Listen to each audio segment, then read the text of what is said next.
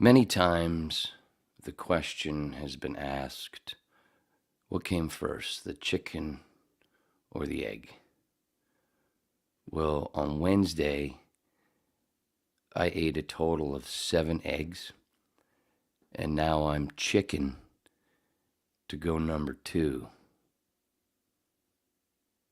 I think we've answered the question. Well, hello, boys and girls. Hi. What a wonderful day it is today in our money-based economy.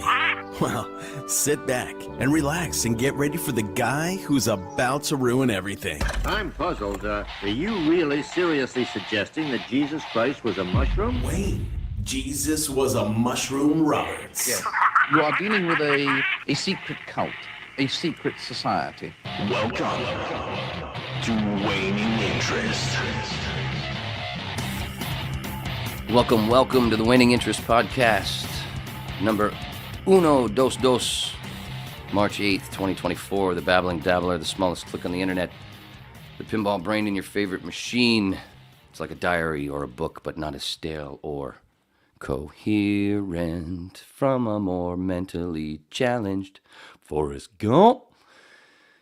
Or if Mikey and Mouth from the Goonies played a lot of bareback leapfrog, and then I think it was 90 days.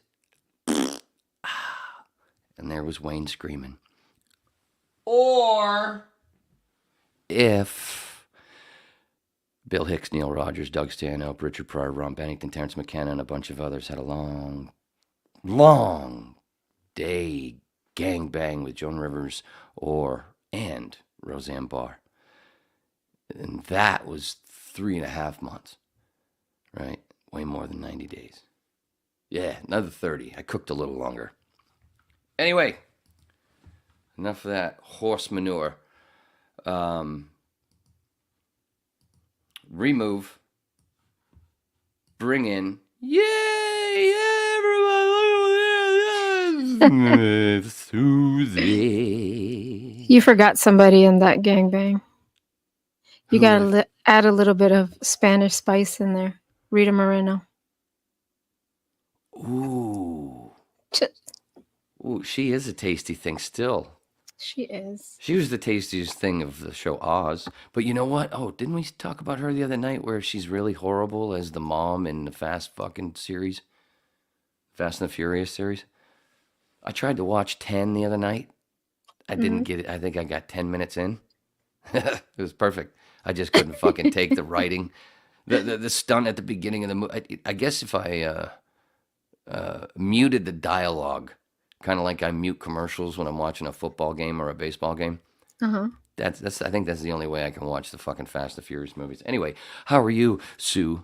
I'm good. Yeah, Doing good.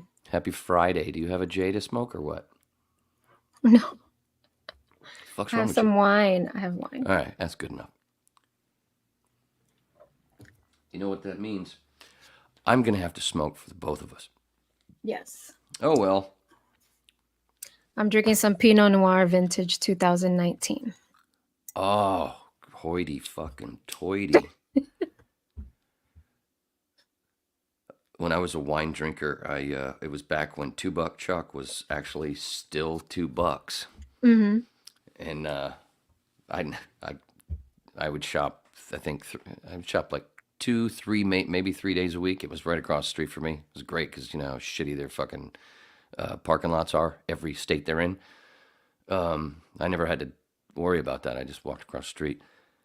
But I think I shopped 2 to 3 times a week, and I never walked out with at least 2 bottles of $2 Chuck Merlot. Wow. And it was really $2. It was, and for many, many years, I even sent a case of it to a friend of mine in Tennessee, friends of mine in Tennessee, because they'd known it, because they'd used to live in California before. Didn't I tell it? I might have talked about them the other night on the podcast, or was that another conversation with another human? Might have been a conversation. Definitely might have been a conversation with myself. Anyway, I was going to say I switched from the Merlot to the Shiraz to feel a little hoity-toity like you. For a little while. And it was because it's like a little thinner.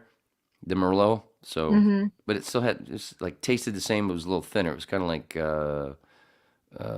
drinking drinking like a cider or tea Mm-hmm. rather than beer, right? Yeah. Yeah. Yeah. So I don't like Cabernet Sauvignon because it's way too, I don't know, too dry. It's too much. That's heavy, a manly wine. heavy. Yeah, I would. Yeah, I would go to the. I would do the cab sometimes too. Yeah. I'd switch back from the cab and the Merlot, but then after I think I ended with the Shiraz. I think it was because I like to stare at the Z's on the label. Right now, I think the cheapest wine I've seen, I won't say where, but uh-oh. I think it's maybe 3.95 or something. Do you have Trader Joe's where you are? Yeah, but not close to me. I do have Aldi close to me. That's where I've seen the cheapest wine. $3.95. Like their brand, they have like a store brand, some kind of owl or something on the label. Did you ever try Night Train from the Guns N' Roses song? Did you ever have any of that? No. Me either. Damn it. That would have been a great story that So was that a neither wine? one of us would be able to remember. What? Was it a drink or a wine? A mixed drink It or was a it was wine? either a wine or like a malt liquor or something. Oh, okay. You could look it up. Oh, I should look. Yeah, I Or was I about could to look it up. say. I could look it up. I've looked it up before, but it's been a long time and it wasn't something that stuck. But while you're doing that, yeah, I literally did. For some stupid reason, and I know how eggs. It's only when I cook them, and I'm a good fucking cook. But when my Mm-hmm. mom's here for a couple of months or whatever, and she makes eggs, it doesn't affect me too bad. It doesn't. It's not. It's nothing. And when I eat eggs in a restaurant or whatever, once in a while when I have breakfast, there's never a problem. But when I make eggs, for some reason, it just fucks me up for a couple of days. And for some stupid reason, on Wednesday, I decided to have 4 at once, over easy. And then a few hours later, have another 3. Good God. Oh, So you had them over easy. That was how you prepared them? yeah. That's how I always do them. And it doesn't matter. Even if I do scrambled my own, then they still, I don't know. From when I cooked them, I don't know what, maybe too much butter? I don't think so. That can't be because you can never have too No. much motherfucking butter. Did you add cheese to the eggs? No, that's the Okay. other thing. No, I Okay. stopped doing that. I eat very little cheese and dairy now because I realize as I've gotten older, like, wow, ooh, wait, maybe everybody's fucking lactose intolerant and just from different levels, and you just start to really see it as you age. Yeah, the only time I like to eat cheese now is on Triscuits, a nice sharp cheddar. Yum.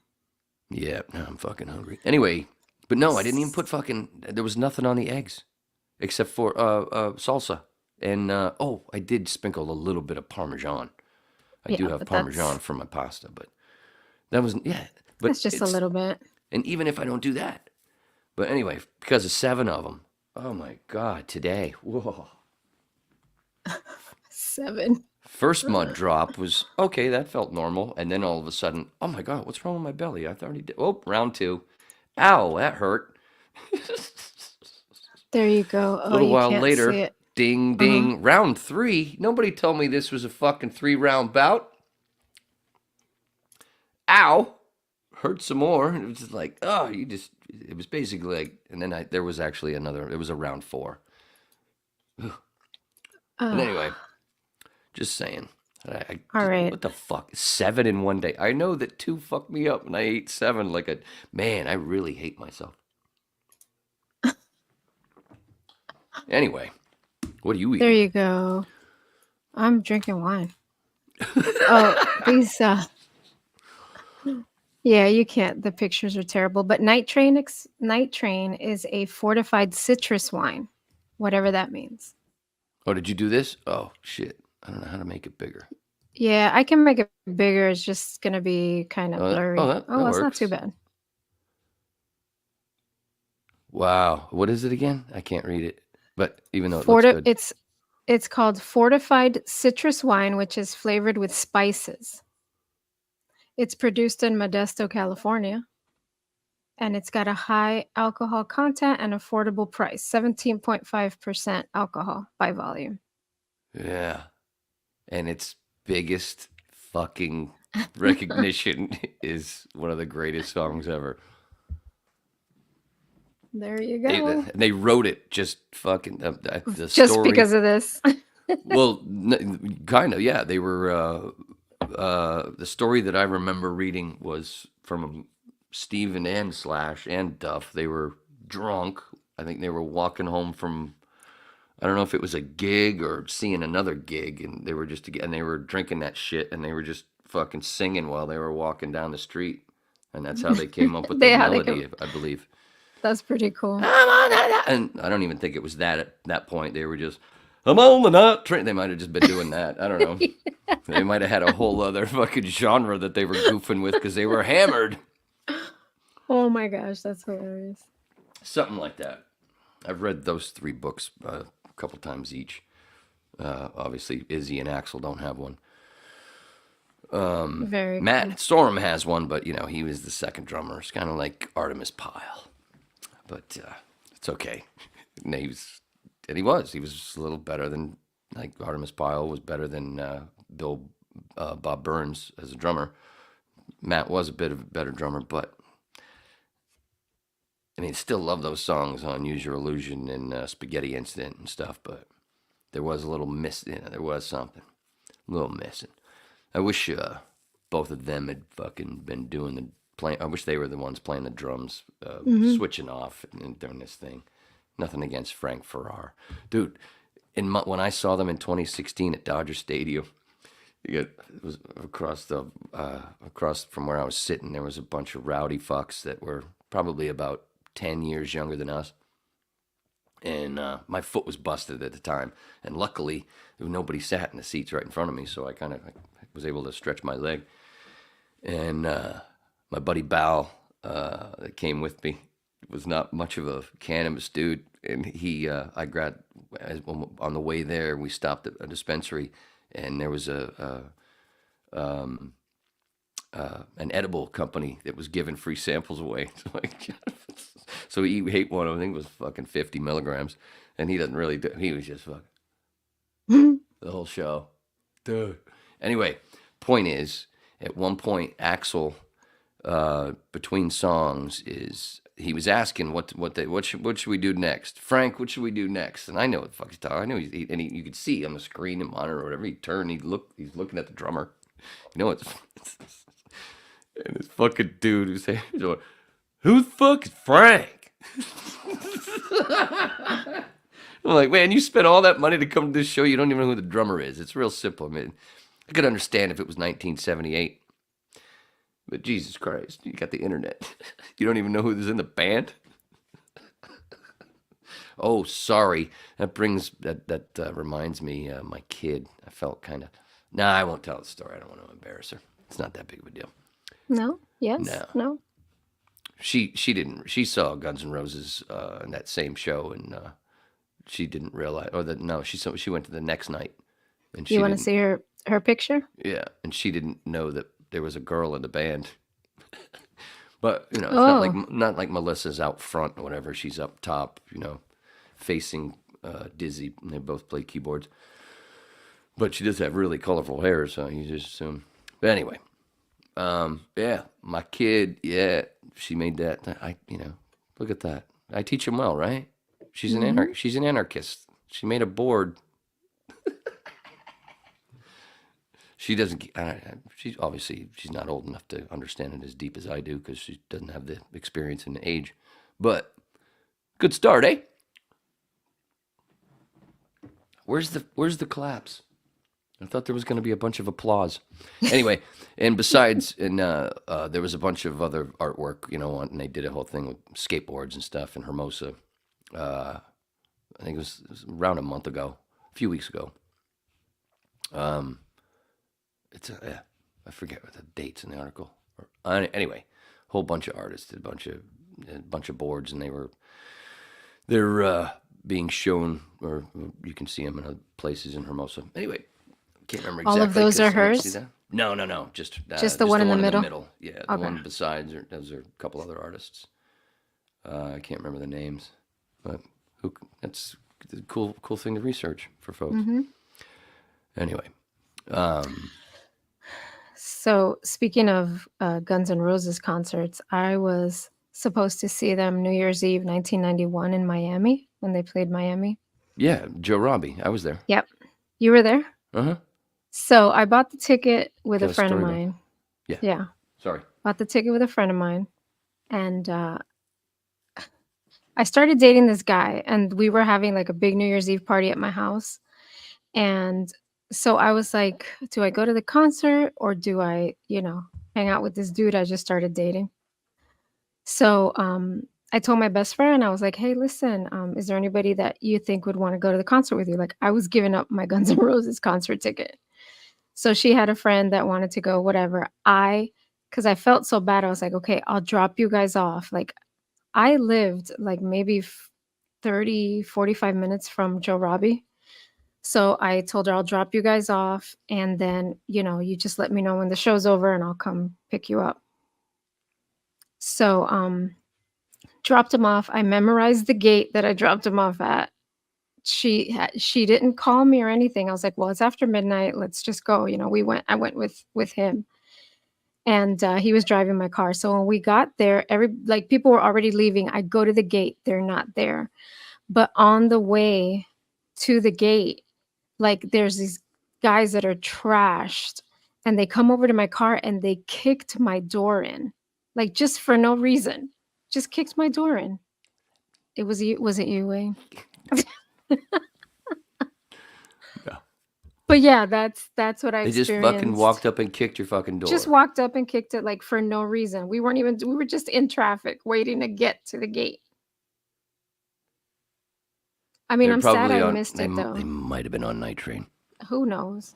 I know I did hear it started late, right? They started late that night. Yeah, Axel always. That's one of the things it was Yeah. known for. That tour.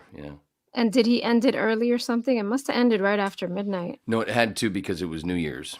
Mm-hmm. Yeah, and they had the little thing. They had fireworks. Yeah, I remember the And fireworks. there was a point where people were started getting bored with one of the tunes. Might have been, it was 91. I was Mm-hmm. 20 years old. So the memory of the music was it probably wasn't as good because of, at this point Slash was probably pretty hammered. So a lot of the, Yeah. and he could get a little sloppy, which was part of the fun, kind of. But I don't know. They get to a point where I guess that probably something in the set where they had too many songs that just weren't, really pumping. And at one point, Axel said he'd pack it up if you guys want to sit down, because everybody's just kind of like started fucking. You were getting tired. You were just kind of. I remember that. The biggest thing though from that night was my Soundgarden story, because I had already become a fan of Soundgarden through Headbangers Ball, and I bought their first two albums. I bought Bad Motorfinger and Loud Love, or Louder Than Love. Song, I get that mixed up sometimes. Anyway, and my friends that I went with a pack of friends myself. I had 4 friends, and not people that and I hadn't been in Florida a year, so I wasn't like they were really strong friends yet. So anyway, they obviously seemed to be really dumb. I'm kidding. They're great. But I remember I wanted to pay attention during Soundgarden during their set, but they didn't have Guns' music. I mean, setup. That was all on covered in tarps. So they had another set of their shit. Their sound in front of that, and it looked miniature to compare it, because you could tell what the fuck was going on. And so, and it was a stadium, so the sound wasn't the greatest, but it was good. It was fun. I liked it, but they hated it. Right? Can't believe you bought the fucking first 2 albums. Blah, blah, blah. I got shit from them for a couple weeks. 2 years later, their next album comes out. The Black Hole Sun's the greatest song ever. Fuck you. I think I've told that story before. Seriously, 3 of those 4 friends. Fucking Soundgarden was the greatest. Oh yeah, it's not what you were saying 2 years ago. Making fun of Yeah. my motherfucking ass.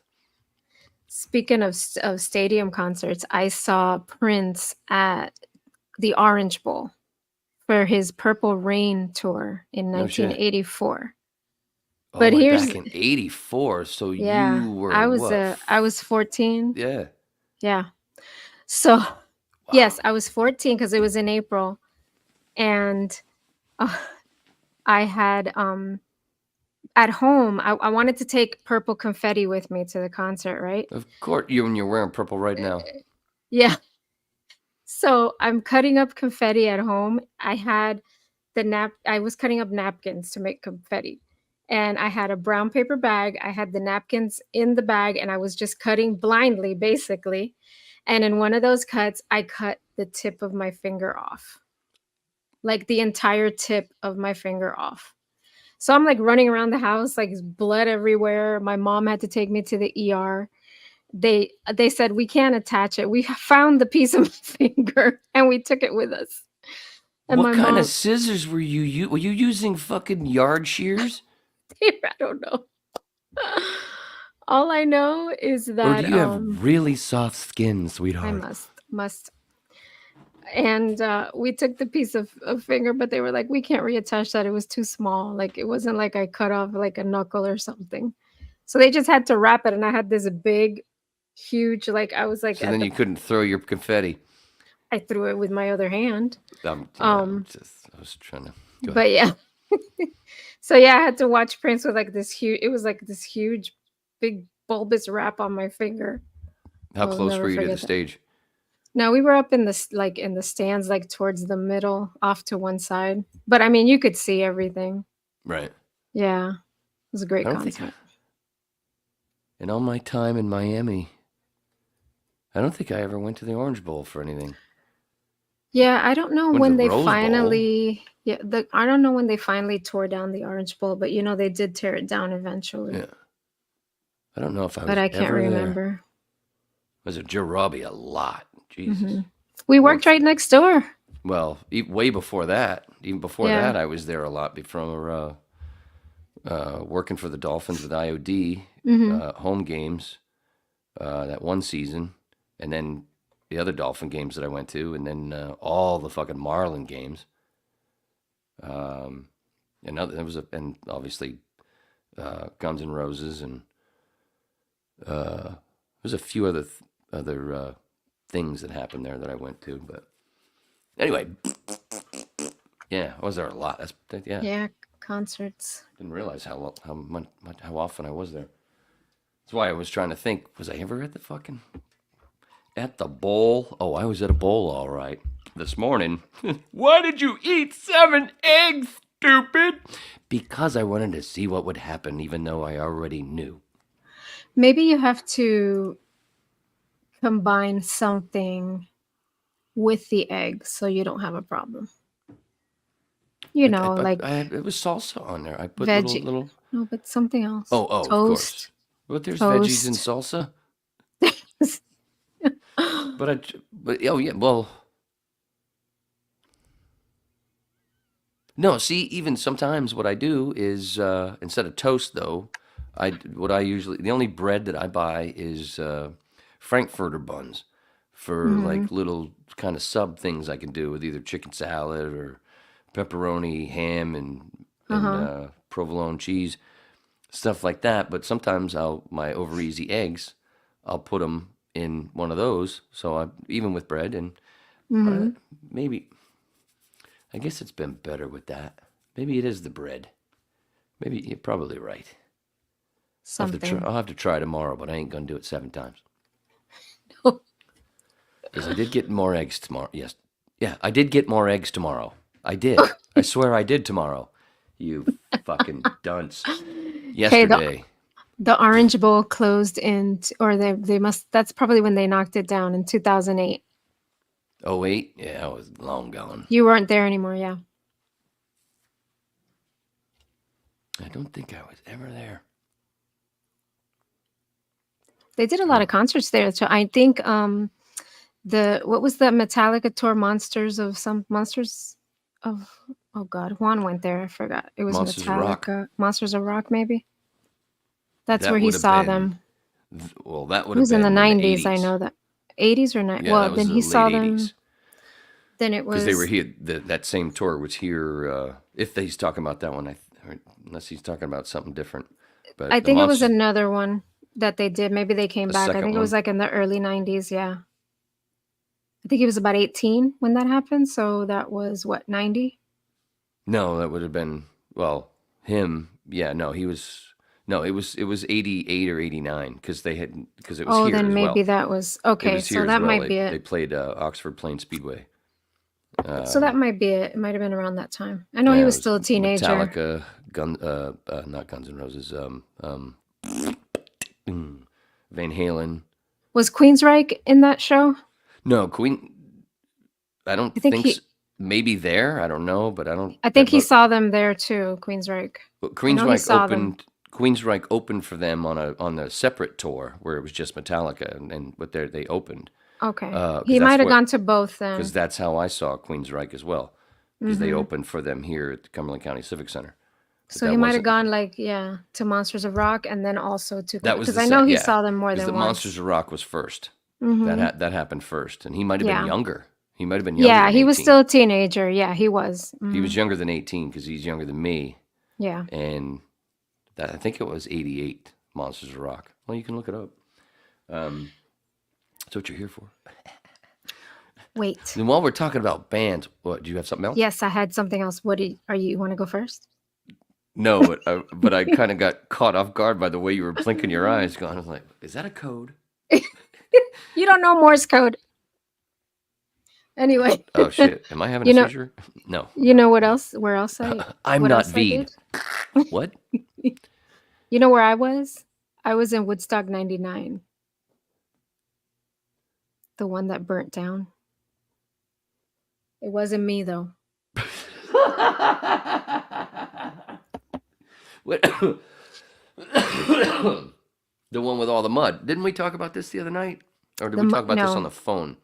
The Mud People appeared in 94. I didn't go to 94, but I went to 99. We did have some Mud People, but they shut the water off like the first day. Because the mud one was with Green Day. Was that 99 Yeah, that or was 94? 94. That was 94. That was 94. Yeah, one of my friends went to that one, but no. And then we went in 99. I didn't go. 99 was with the fire. Mud People were in 94. I don't remember if 99. Where was it? Rome, New York. In an airfield. Why am I not remembering that? On a Fire? tarmac. It was the last night. I mean, people were already like pissed off. They had torn down the barrier walls. People were just walking in and out. And so we walked out through one of the walls. The last band was Red Hot Chili Peppers. And they were doing a tribute to oh my God, to Jimi Hendrix. And they started Light My Fire. There was already fire going on. I was up by the stage, but there were already Light My Fire is the Doors. No, then what's the other one with the fire? Well, he had. There's a Jimi Hendrix. Yeah, there's a fire song, but it Let Me Stand Next to Your Fire. Let Me Stand Next to Your Fire. I'm sorry. Cool. I'm looking at a Doors picture, so that's probably why I thought. No, that's all right. But, it's an easy mistake. Half a glass of wine down. Easy mistake. So there were some bonfires going on, which is what I thought it was. You know, we had no clue. And just as they were almost done with that song, my brother was with me and my best friend, and we were like, let's start going because there's so many people. We're gonna get so stuck in traffic. Let's just go. It was the last song. We see the fires in the background. We're like, all right, cool, fires, whatever. When we stayed. We drove to New Jersey from Rome to stay in a hotel because our flight was the next day, and we turn on the news and all they're talking about is they've burnt down the tarmac in Rome, New York. People are protesting, Woodstock 99. It was like a whole thing. And we were like, what? But yeah, because they turned the water off the first day. Then this is 99. They're charging $4 for a bottle of water in 99.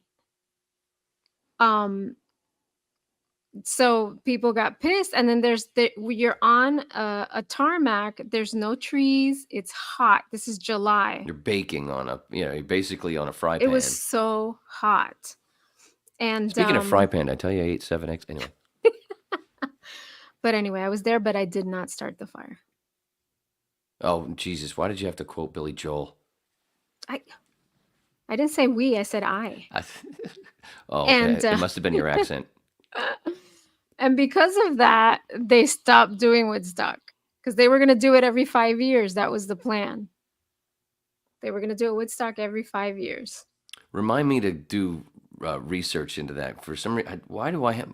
I was drinking heavily in the late 90s. And you know what? There's a whole... Like I don't you know don't if it's now, stupid? Go ahead. I don't know if it's still there, but there was a documentary on Netflix about it. About Woodstock 99. I think I remember seeing it when I had Netflix or seeing it on the thing and I never hit play. Yeah. Huh. Yep. Fun times. Well, speaking of bands, check this out. Us at rehearsal and cleaning lady at Lenny's. Yeah, boy. Obviously, I pulled the sound so I don't get bullshit from YouTube. She was loving it. We're doing. I'm doing the Mr. Mojo Rising thing from L.A. Woman. And then you see Flash, Dennis and Steve, and Mama comes back through. That's not where I clipped the goddamn video. That's not where I clipped it, man. I clipped it later than that. She came right towards the camera dancing. You son of a... Ready? Mr. Mojo Rising. She's Congolese. And, dude, she had a fucking ball that day working. We'd never had the cleaning lady there while we were rehearsing, because Lenny's is closed when we rehearse on Tuesdays or Mondays. Sometimes Mondays. Anyway, yeah, I walk in there the other day and I'm like, what's going on here? And she's got the backpack thing and vacuuming. I'm like, whoa, what the fuck? And anyway, yeah, her greatest. That's one of her greatest days at work ever. She got to fucking clean that fucking place while we're doing an hour and a half of Doors tunes. She's gonna request to clean on Tuesdays. Probably. I just noticed your drummer was shirtless. I didn't even pay attention to that. Oh, Steve. Yeah, Steve got a little warm. Steve gets a little warm, yeah. And if I told you how old that guy is, you'd shit your pants, so I'm not going to tell you. Okay, good.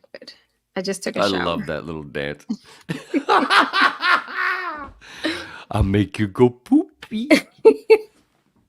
Did you poop today? Oh, shit, that's right. I wish yeah. Fuck it, here she comes. Do. I can't believe that. That's not where I cut the video. Tarsh. Jesus. Anyway, if you really want to see the band, there you go. See, he's not shirtless there. No. I think I'm going to borrow his jacket for Tuesday's recording that we're doing in a studio where we're going to do 5 songs in a studio with a crew. And it's going to be kind of like we're on, the fucking Smothers Brothers or something. Mm. And we're going to dress. Flash is already the flashiest one. Obviously you can see. With his shirt, yeah. Yeah, that's Flash. His name's Larry Allen. Barry Allen, Flash. It's a comic thing. I'm sorry, that's right. I thought I was talking to Juan. Yes. Juan is her husband, who I went to radio school with. For people just now pulling into the whip and going, what's going on here?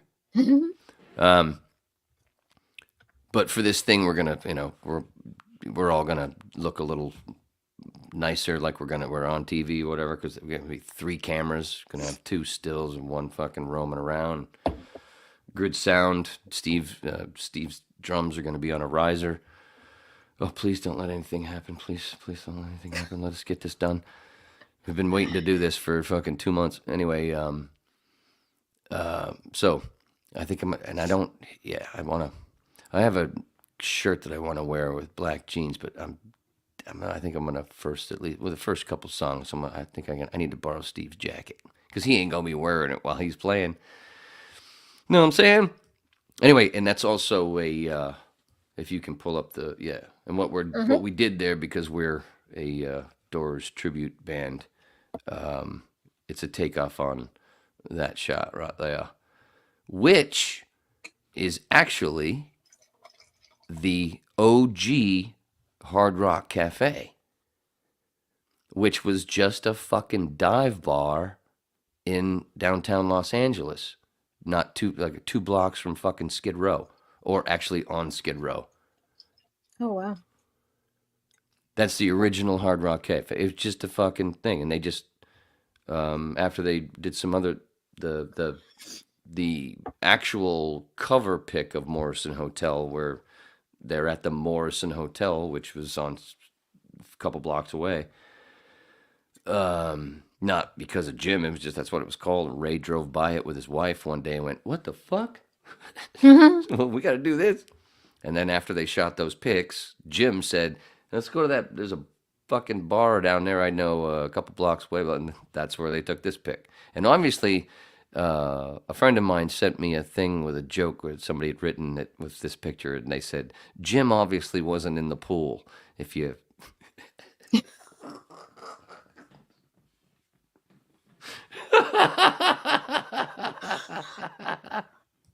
That was a thing back then. They But, all wore those pants. that's like our that. version. Same. That's what we did this for. It's kind of neat. And You gotta- if and also for anybody new, I'll pull this up. Anybody that ain't been here in the whip before, any new part of the pack, that's our Yeah. Rogo. Mr. Jinx has this comment there for you. I wish I could put him up on the screen.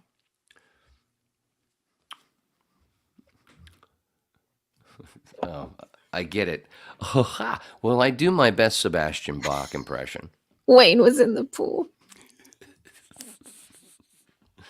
Jinx, Mr. Jinx, by the way, both of those motherfuckers that you see there, most of it's Susie and everybody watching, or here now or 6 years from now, both of them have been on the whip. Jinx, what was it? Which number was it that you did when I first went video? What was that? Was it 84? 83? I don't remember. Somebody look it up. Anybody? Yeah, I was in the pool because, let's see. Yeah, you don't see no bulge. 69. Ha ha! Ha ha! Ha ha! Ha ha! Hacky dad joke. Thank you. I love you for it. I'm kidding. See, but yeah, you see, I ain't got no bulge. It's Steve with the bulge. Steve was the one. See that motherfucker, man? That dude's going, "What's happening, baby? How you doing?" All right. Is And you know Steve's the what? one? Uh-huh. What's that? Steve's I was what? going to say, is Steve the one that takes his shirt off? Yes, the one all the way to the just left. Tell him to keep his pants on. That's the drummer. And then Dennis between me and Steve, and then Flash, obviously, on the end. Flash Allen, he's a legend in here in Maine. Well, so is Dennis. They're all fucking legends. Steve knows everybody. Jesus Christ. No, not. That's not. That, oh God, I almost made a shit joke.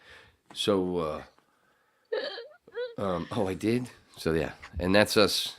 Again, that's us. You know.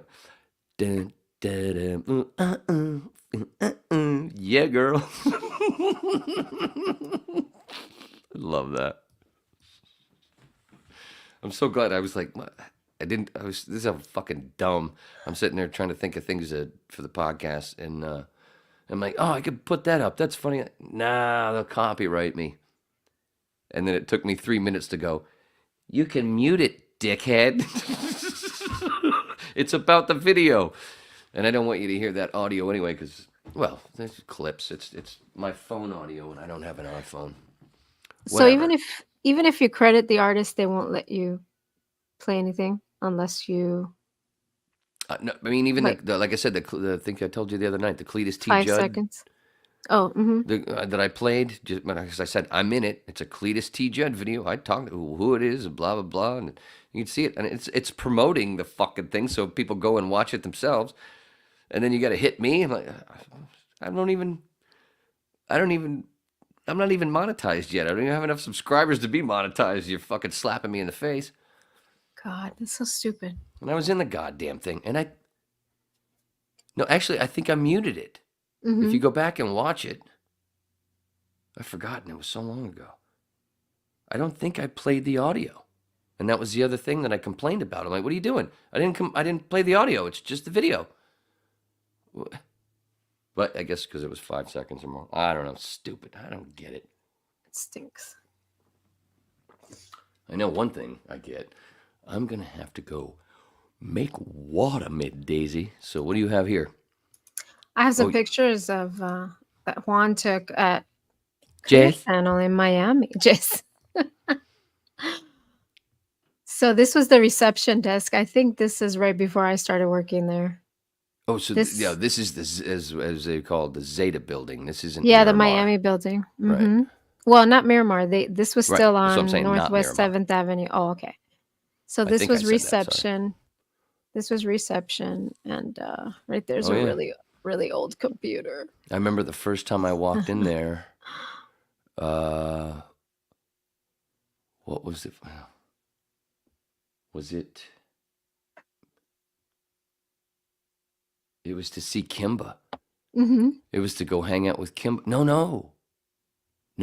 It was to hang out with Stancil, because I had asked, because Bob, our school where Juan, Jess, and I went.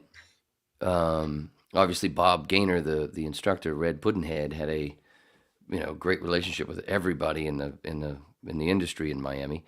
Mm-hmm. And that's how people got. That's why so many of us got gigs without even fucking finishing school, like me and Juan. Yeah, He did. He got a gig too before finishing school. Yeah. Anyway, I'd heard him talk about other people that were there to be DJs, hanging out with DJs, or was it before that though? No, I don't know. Yeah, because I ended up being there for hours because, of course, it was Kimba that got me into that school. So I hung out with her when she came in. I hung out for another couple hours. I asked Bob if he could see if I could hang out at Zeta and just hang out with Stancil, for an hour or so in the studio just to see what it's like actually operating. and he called Stancil, or Neil Mursky, the PD at the time. And, Stancil okayed it, so that was the first time I met Stancil. Big voice guy now. And I remember hanging, and I think that first time, I ended up hanging out a couple times, but that first time I think was when he did the joke. He did a joke about David Crosby having coke boogers, and then he laughed at his. He didn't laugh. He just kind of paused, I apologize profusely, he says. It was fucking funny, and it probably helped with he actually had an audience with me sitting on the other side of the board, like he'd be facing me in front of me, kind of like what we're doing now, but not. And then because I don't know when to leave, and then Kimba comes in because she's after him, and I'm like, oh, you got me into the school, la la la. And so I stayed for like the first 2 hours of her fucking shift. Might have stayed the whole thing, and then we might have gone to one of the fucking clubs, and cause I didn't know shit, and she was immediately like brother and sister, I would say, or at least second cousins. Mm-hmm. But not horny for each other, just, buds. Yeah. Anyway, again, Kimba's been on here twice. Stancil ain't never gonna be on this motherfucker. But anyway, that entryway, if I can say that. Yeah, I just told the story of the first time I walked into that and said, hey, I'm here to see motherfucker Steve Stancil, bitches. But not like that. Yeah. And guess what? Take over with showing these pics, but I'll be back. Do it slow, of course, because I gotta go make water, Miss Daisy. You can still hear me though, right? Yes. Of course you can. Yes. Have fun. He has a weak bladder. I just want everybody to know that. It hurts. Yeah, he does. Poor thing. Might be his prostate. So this is the front desk of the what we called the Miami building, and there were 5 stations in here. Big 106, you could see their logo there. Love 94 up there. Zeta 94.9, and then we had the 2 AMs, WIOD and WINZ. They were upstairs. So yeah, we this is probably right before I started, but this is the front desk. The lady, the blonde lady, is Margaret, and she was the executive assistant to the program director for Zeta. And then the other young lady, I don't remember her name. I feel terrible, but I believe she was the receptionist before I started there. And then that's where I worked for a few months until I started doing board hopping and became the producer for the morning news at WIOD. And then let's see, we'll take this. This was the newsroom, but this is in the Miramar building. We moved from the Miami building, which was an old building, and they basically turned a warehouse in Miramar into the radio station, or the station building, and they moved all 7 stations. We had 7 stations, and they moved all 7 into this Miramar building. So besides the ones I mentioned, they added Y100 and oh, wait a minute. No, oh, and wait. Oh my gosh, I need Wayne over here. Wine. I almost said I need wine. Yes, I need wine. Hold on. Hold on a second. So Y100 and Big 106 were in Hollywood. And then we had Zeta, WIOD, WINZ, Love 94, and we had 103. What were they? 103.5. Oh my gosh. Yeah, I think I've had too much wine. Anyway, so we had 7 stations. And we all became one in the Miramar building. So these were the afternoon news drive people, and actually Juan, my husband, was the producer and board up for the afternoon news. So he worked closely with these guys. I think I hear Wayne. He worked closely with these guys. These guys in Miami, it was another news guy with him, and then this guy took over after he left. That motherfucker had a deep voice. Paul He something, wasn't did. it? Yeah, it was Paul, but I can't remember. Hey, I totally am at a loss. Okay. So when we were Miami and Hollywood, in the Hollywood building, we had Y100 and Big 106, right? No. Who Wait a was minute. in Wait a minute. Hollywood? Wait a minute. Hollywood. No, Hollywood was us. Originally it was IOD and FTL when it was Paxson. Then FTL got sold. Mm-hmm. Or they got rid of it or whatever they did. I don't remember what the fuck happened. And then no, they bought FTL or something. So it was FTL, and because they took over the Ron and Ron studios. Mm-hmm. That was Clear Channel though. So Right. originally in Hollywood it was just us, WIOD, and then Right. they fucking bought FTL and then flipped frequencies and made us Super Talk 940 and Right. gave IOD to WINS, which had been 940. And so IOD became the news station because it had the bigger signal. Right. But as far as the studios, so So Y100 was in in a your different building, in our building. in the Zeta building, it was Mm-hmm. Zeta, Love. WINS, and Love.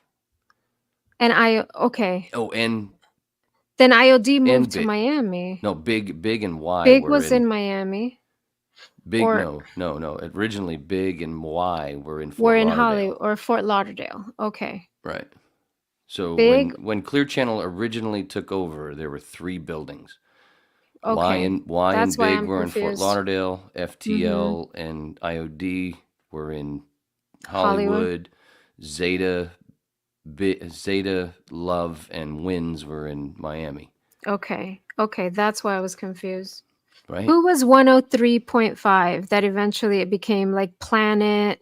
Oh, that was Planet, but that was became big. Yeah. Oh, and then there was Planet as well. Maybe I was. I Yeah, was forget. Did feel Planet. like I was forgetting something. Mm-hmm. No, Well, 1035 Big. was 1035. No, What no, were they before it they were wasn't Planet? 1035 because that was She. 1035 WSHE. But didn't we have the 103 frequency? Because Planet We was and 103, no, that weren't was they?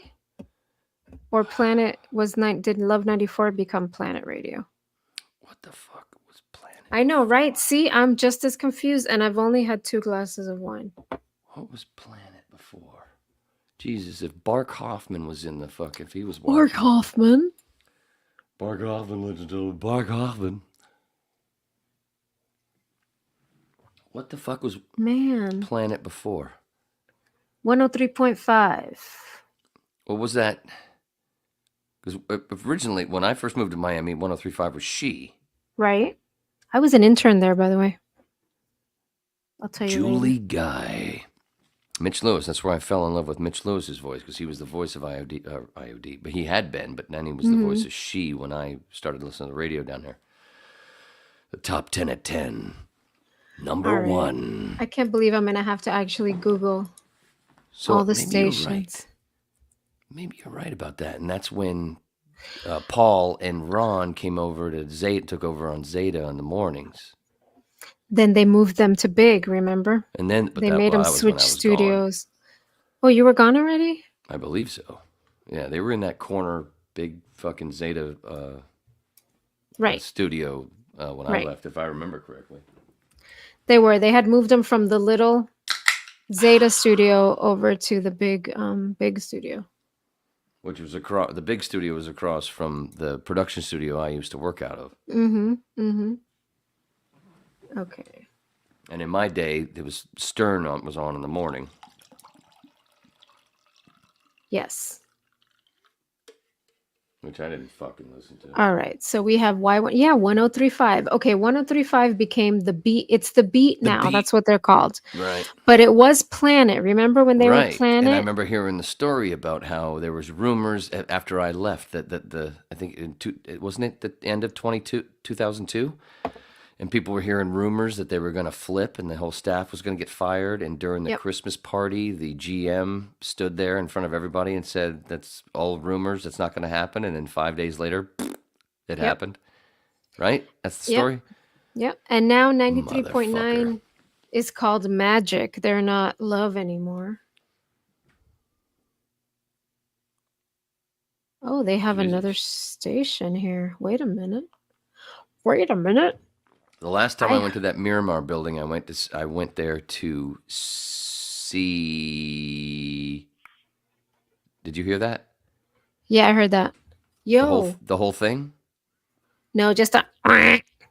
Did you hear? I went to see There you go. Lisa because she was back there working there, and that fucking place, that building was because everything was piped in, so the place was like a mausoleum. It was almost Empty, yeah. yeah, and it was a big building, Sickening. and they're obviously no I longer there. know. Sheesh. Listen, you know how many stations they have in Miami now? No. 11. There's 11 stations that are Or iHeart. make up iHeart Miami now.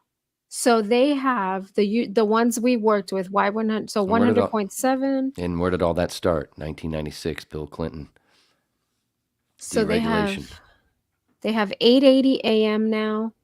They have 104.7 FM, 93.5 FM, and 105.5. So they added 4.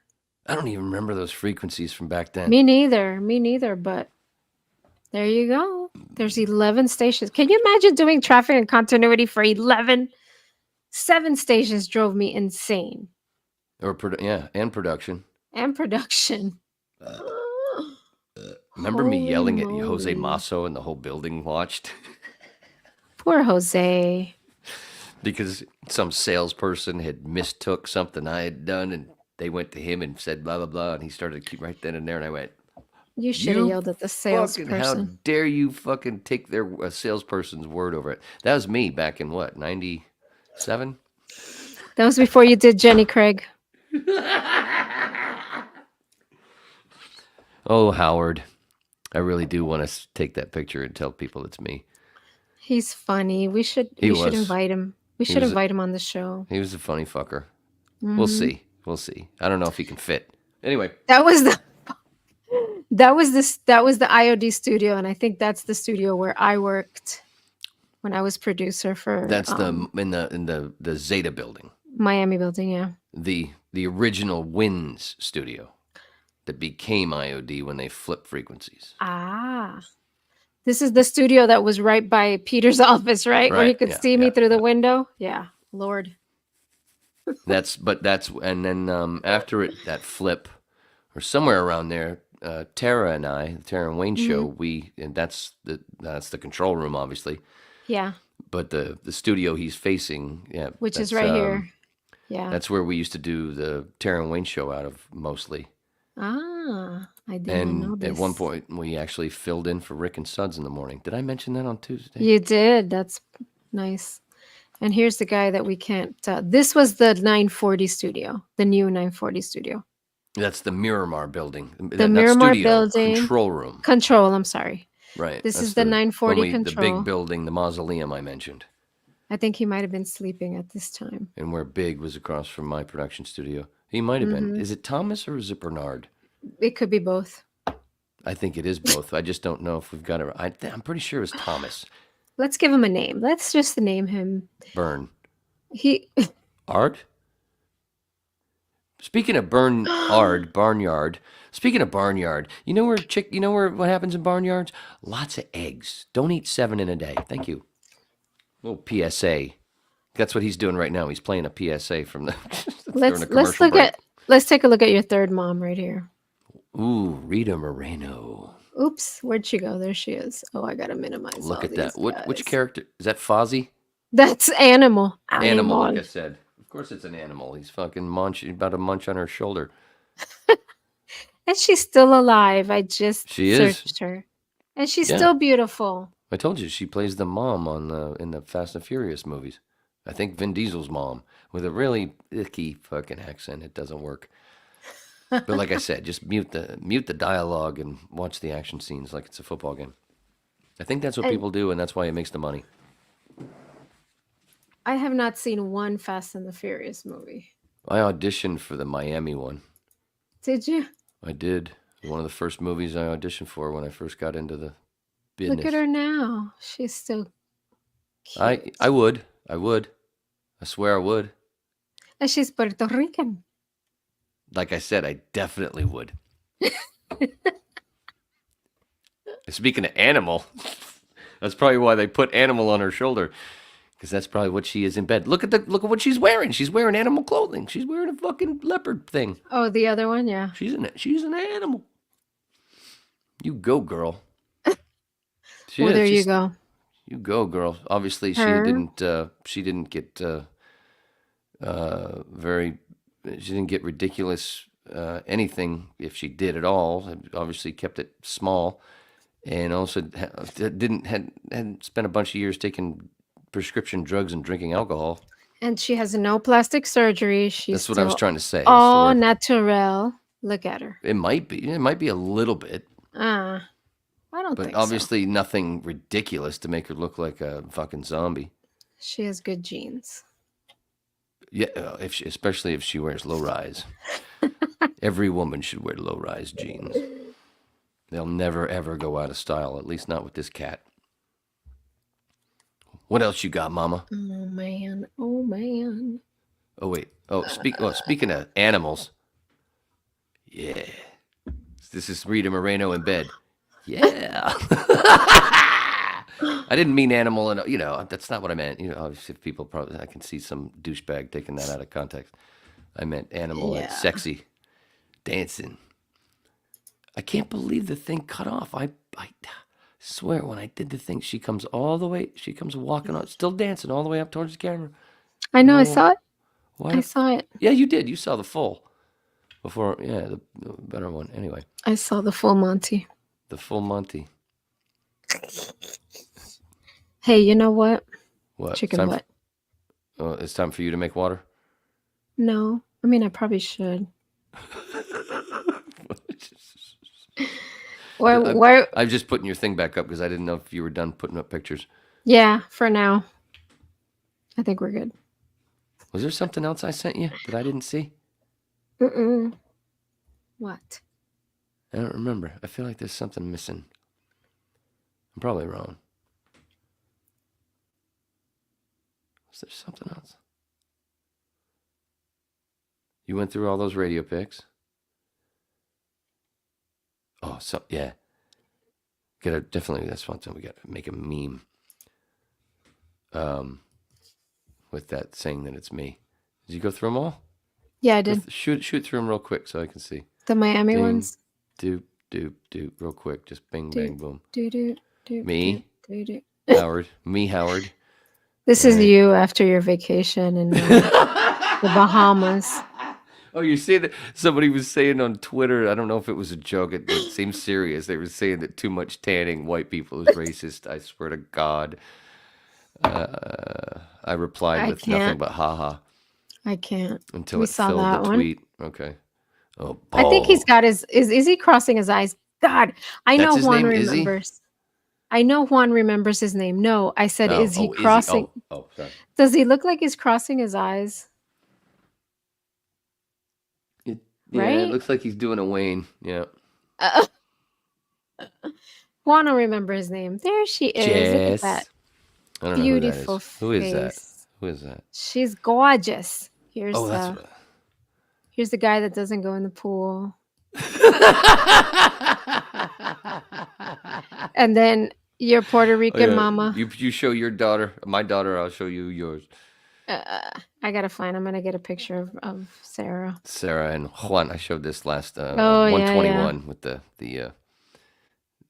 oh shit. Sorry, I hit the wrong one. Sorry, sweetheart. What? I bumped you out for a second. Didn't mean to. Oh no, you're fine. I meant to click off the other. No, I meant to click off the other thing. I meant to click that off and put that back. Your mom. Your mom. Damn, sister. Wow. Smoking. No, that's not the right way. Smoking. There you go. Way better. Hey, speaking of Jim Carrey, have you seen that woman? She does like TikToks or something, and she looks exactly like Jim Carrey.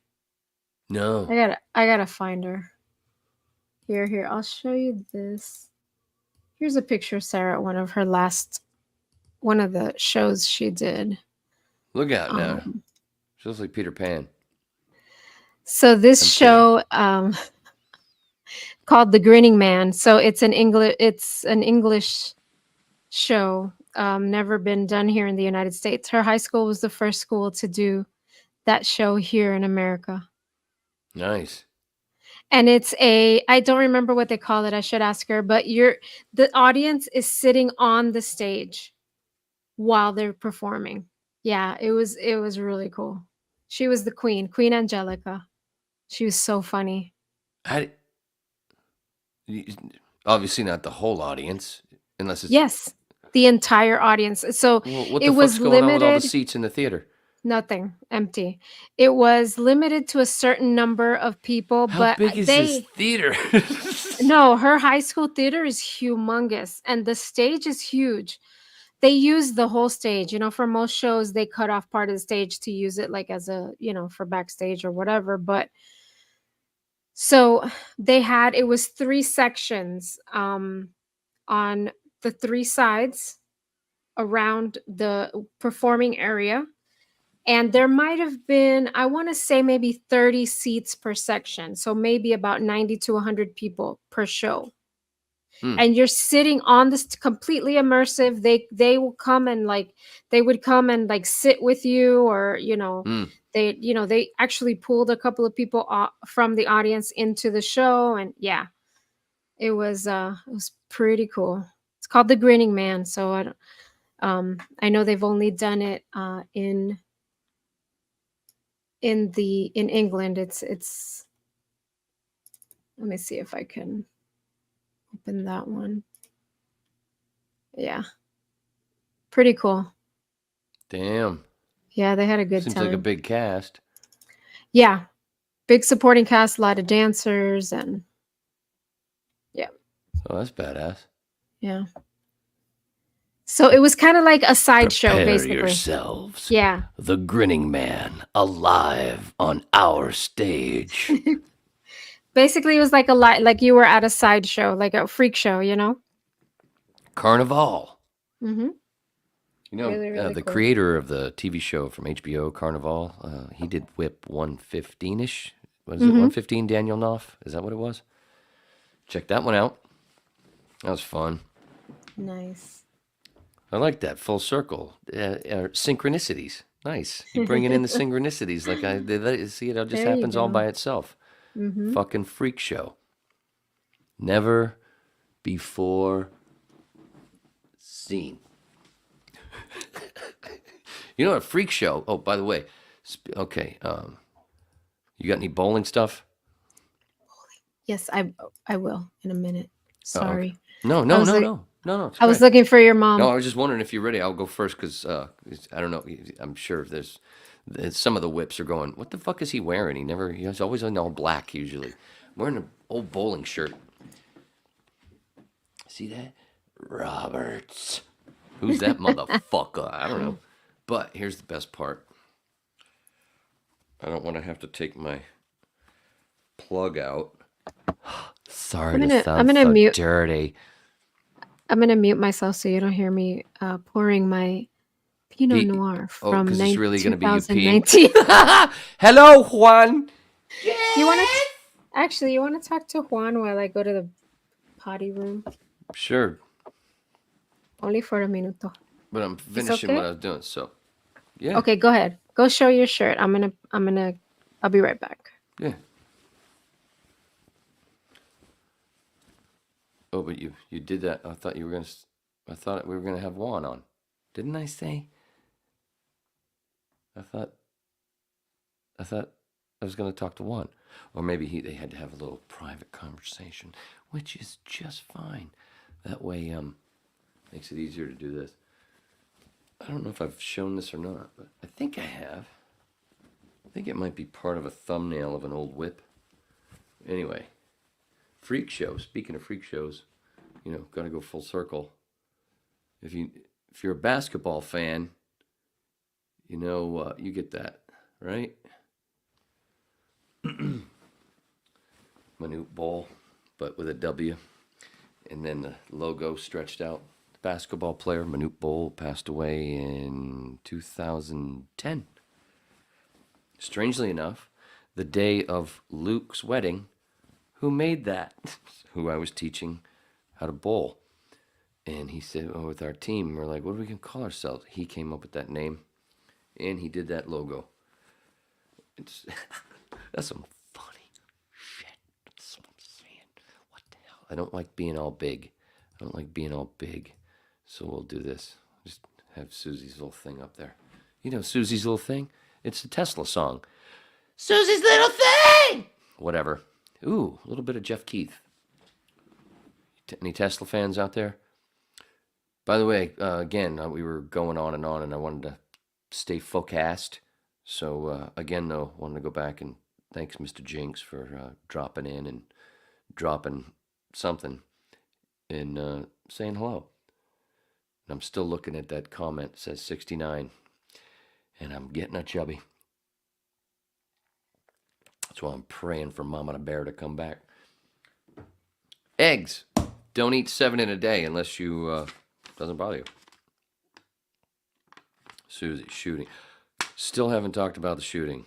Didn't do it in the Monday. And I'll probably be doing that same thing. The Monday what's hour-long things. I'm probably going to do that every 1 p.m. on Mondays, along with Tuesdays and Fridays, doing this with Susie. We did the Lord Solutions. Oh, do you hemp homework? I talked about hemp before, right? I did that on Monday, that Monday thing. Hemp. Oh, psychedelics. But you know, psychedelics, it's the whip. But some of you are new. So, well, you heard it in the open. Jesus was a mushroom. That's what they say. Do the homework. It's pretty obvious. So, oh.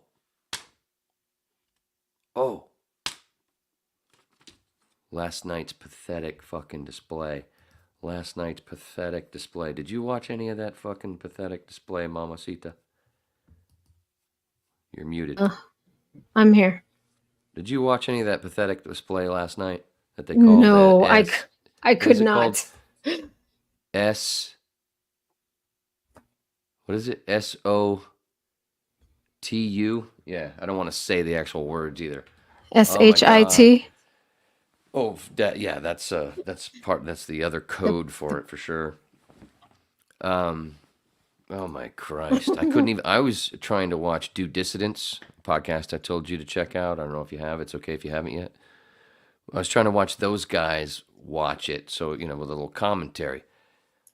I couldn't even stand the walk into the goddamn building. And 2 sentences in, I went, I'm out.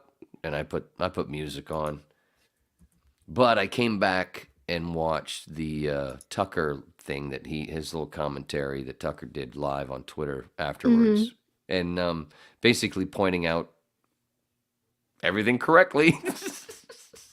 And there's Alex. I talked to Alex for the first time back in 2007, 8, 6, 7 or 8.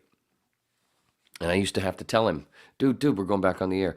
Wayne, blah, blah, blah, blah, blah, blah, blah. Dude, you're gonna go back on the air. I got other things to do. We're going back on. I have to put him back on hold because he'd go off just on the phone with me, fucking one of the producers. But still, that doesn't mean I agree with everything Alex says and does, and I don't. But most of it I do. But I do think he's partial. I don't like his pushing of certain things. Anyway, whatever. Oh, that's where we were going. I was just going to say I don't want to get into that shit, but that's what I actually was meaning to do.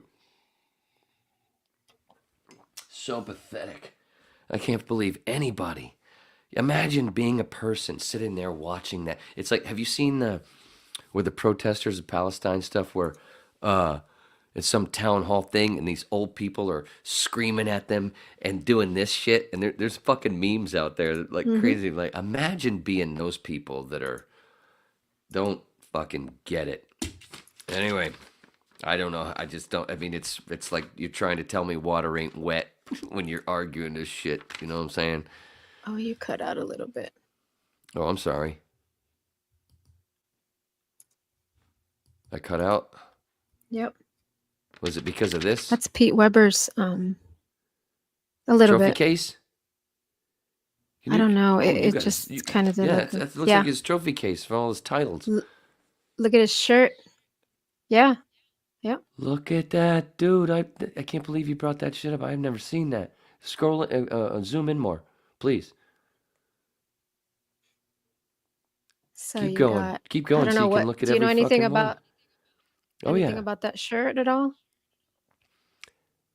I can't see when it doesn't say when it's from. I don't think that's the one from the Who Do You Think You Are or I Am. I think that was more, had more green in it. But hold on, I'll show you. But anyway, it might be a U.S. Open. I don't know. It might have a U.S. Open thing to it.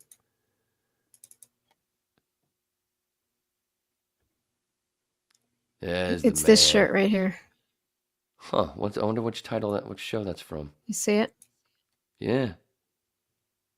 Was that, maybe that is from the 5th U.S. Open. Maybe it was the 4th where no. Is that the same? No. Isn't that like a blue? Yeah, it's different. It looks, the back is pretty similar, just from the glare. Maybe it's from the glare from being in a case or whatever. Scroll 2002. That's 2002. So keep going because my eyes suck. So it's the 300 game. Columbia 300 tax something open. Yeah. Does that say tax real? Tax what? Tax heel? See. Something champion. Open champion. Yeah, but tax, is it tax? Oh, Tar Heel. Jesus Christ, Wayne. You dunce. You just watched that 2 days ago. Tar Heel Open. Sorry. It looks like tax because my, my Yeah, that's vision, what I it don't looks have like my to me glasses. too, because See, it's it still looks blurry like here. tax. It looks even though like it is. It's tax, Tar Heel. yeah. Sorry. You fucking And that was dunce. North Carolina. Is that what Yeah, that is? Tar Heel, North Carolina. Okay. There you go. Michael Jordan was a Tar Heel. Wow. He's got a lot. What is that? Oh, SB. Well, I don't know. I don't know. And does it say whether or not that's all of his titles, or is that just his regular tour titles, or is that got his senior titles in there as well? These are okay. This is his mantle case. It says known for his rambunctious style and sometimes obscene outbursts. Weber has channeled that energy into 37 PBA wins and $4 million in career earnings. Right. Well, 37. I don't see. There's not So, 37 here. No, there is. There, But you think so? In here? There has to be, unless the picture's cut off from the right. But Maybe that's what it I might think. be. That's what they're saying, because he had 37 regular titles, but he's got Okay. another fucking 15, 16 senior titles. Look, there's a bird one. And he's also got like 30, 40 fucking regional titles. So, but I think Wow. that's just the 37 tour titles, like, the shit you would see on TV, on ESPN and ABC for years.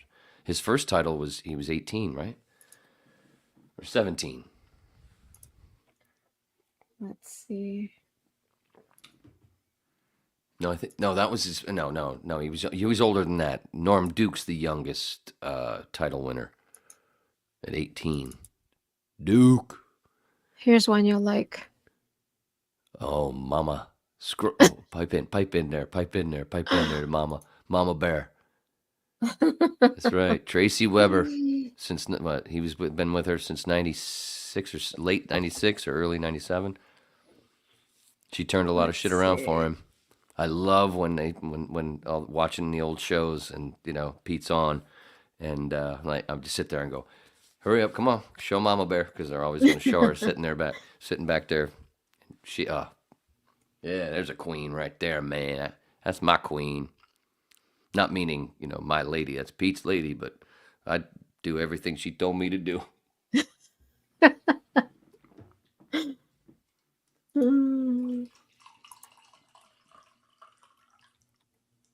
You gotta watch. Well, now I'm intrigued. Especially when he won. Which title was it that he won? It was after the one. Was it the 5th or was it the 4th U.S. Open? Or was it the 3rd? I feel like I can't remember now. Now I'm That intrigued. looks like it would be the shirt. Yeah. Scroll. Can you pipe in? That's some funny thing he was doing. Obviously, that might What do be you in want? Portland, Maine. That might be right here at Let me see if the picture says. from the team shit, but I don't think so. Maybe not. Oh no, it doesn't say where the picture was Can taken. you punch in? What do you want? What do you want? Punch in to see. Is that Wes Malott behind him? Is that Wes? Yeah, This. that's Wes. Oh. Wes. Oh my Oh God, that's my work thing. Vaya. Well, look here. We got Wes Pete Malott. Weber's crotch and whoever this is. Was Pete in the pool? Obviously. No, he wore black so he could hide it. Smart man.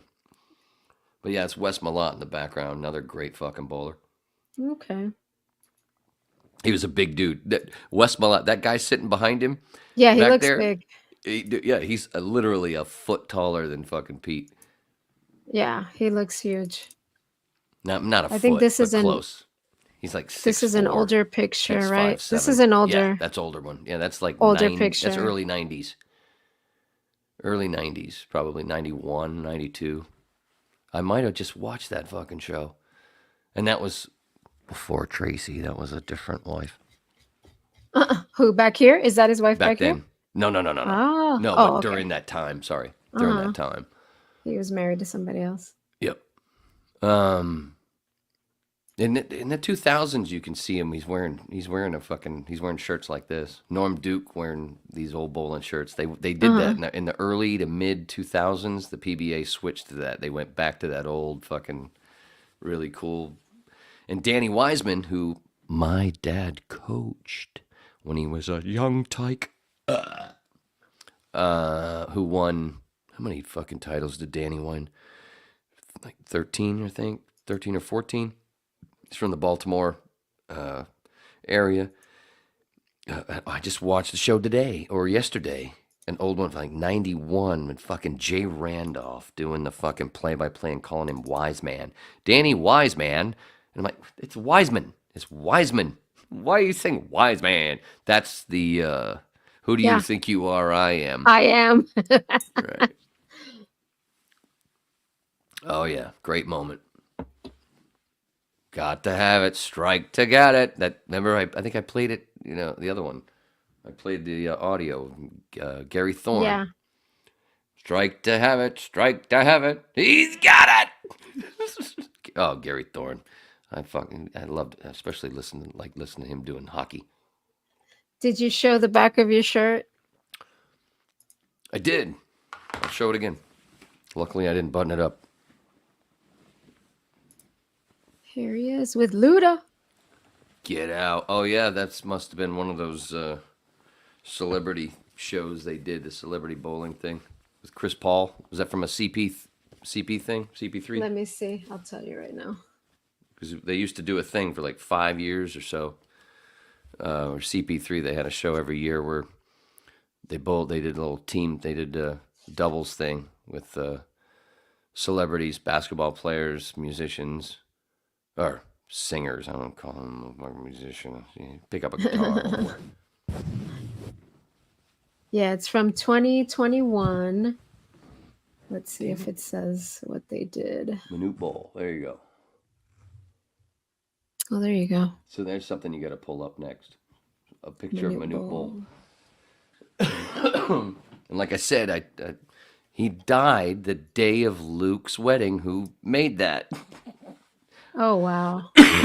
Me and Kevin, who were on the other guy that was on our team, who Luke had gone to USC with, we're at the wedding. I walk off after the ceremony and stuff, and they start doing the, get the food, blah, blah, blah. I go to have a cigarette, and I check my phone, and the lady, Kathy, that was on our team, she was on our team because when we had to have a fourth, because there were, and she was a lady who wasn't on a team. Sweet lady. Nice, good actress, too. Come to find out. She texts me saying, Manute Bol died. And I'm like, what the fuck?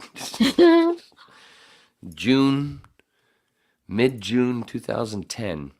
I remember because that was also the day, almost to 5 years. I did 5 years with no booze.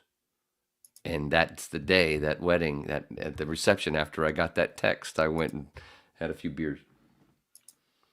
And then I went home with Kevin and his wife. They took me home because I had ridden there with Hankin, because we jokingly went as dates.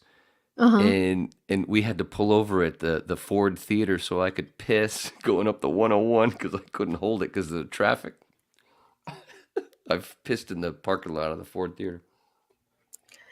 This is a cool drawing, but it won't let me save it. And it won't let you punch in? No. Well, I mean, I think You know what's cool? No. You know what it reminds me of? What? I don't know if it reminds you of this, but it kind of reminds me of that. My dad. Han Solo. That's right. Did you watch The Force Awakens and tell me? Well, you I've haven't seen his it. You haven't seen his mannerisms. If you saw my dad's actual mannerisms, you'd think that he was mimicking fucking Ford. All right, let me see.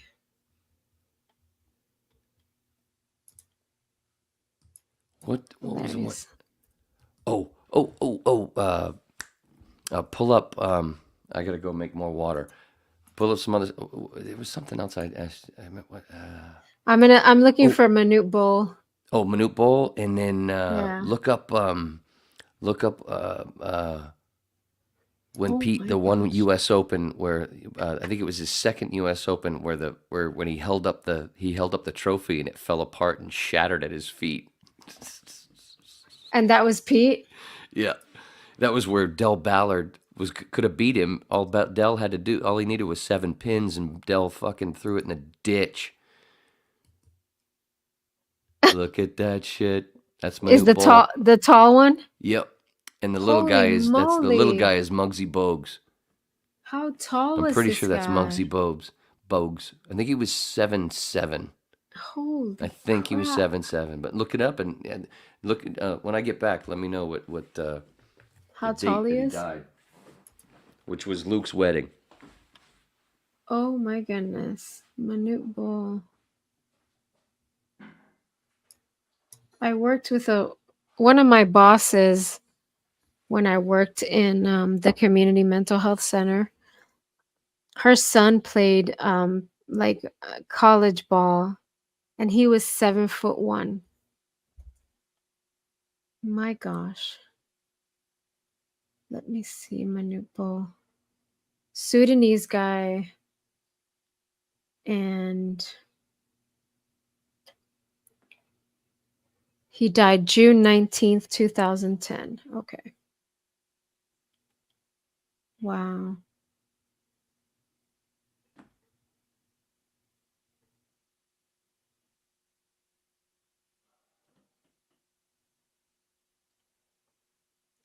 They don't even list how old he was.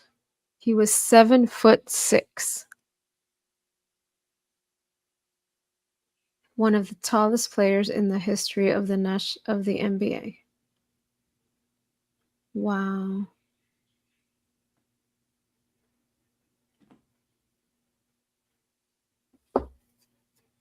That is a tall dude. Holy moly.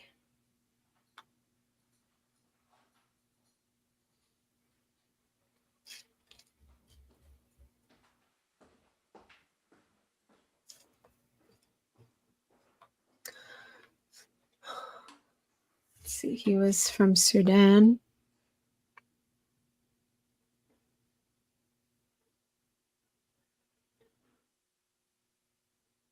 Wow.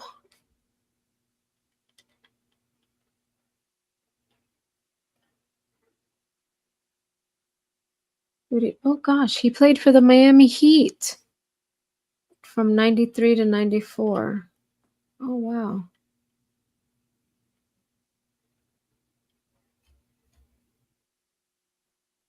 That is very cool.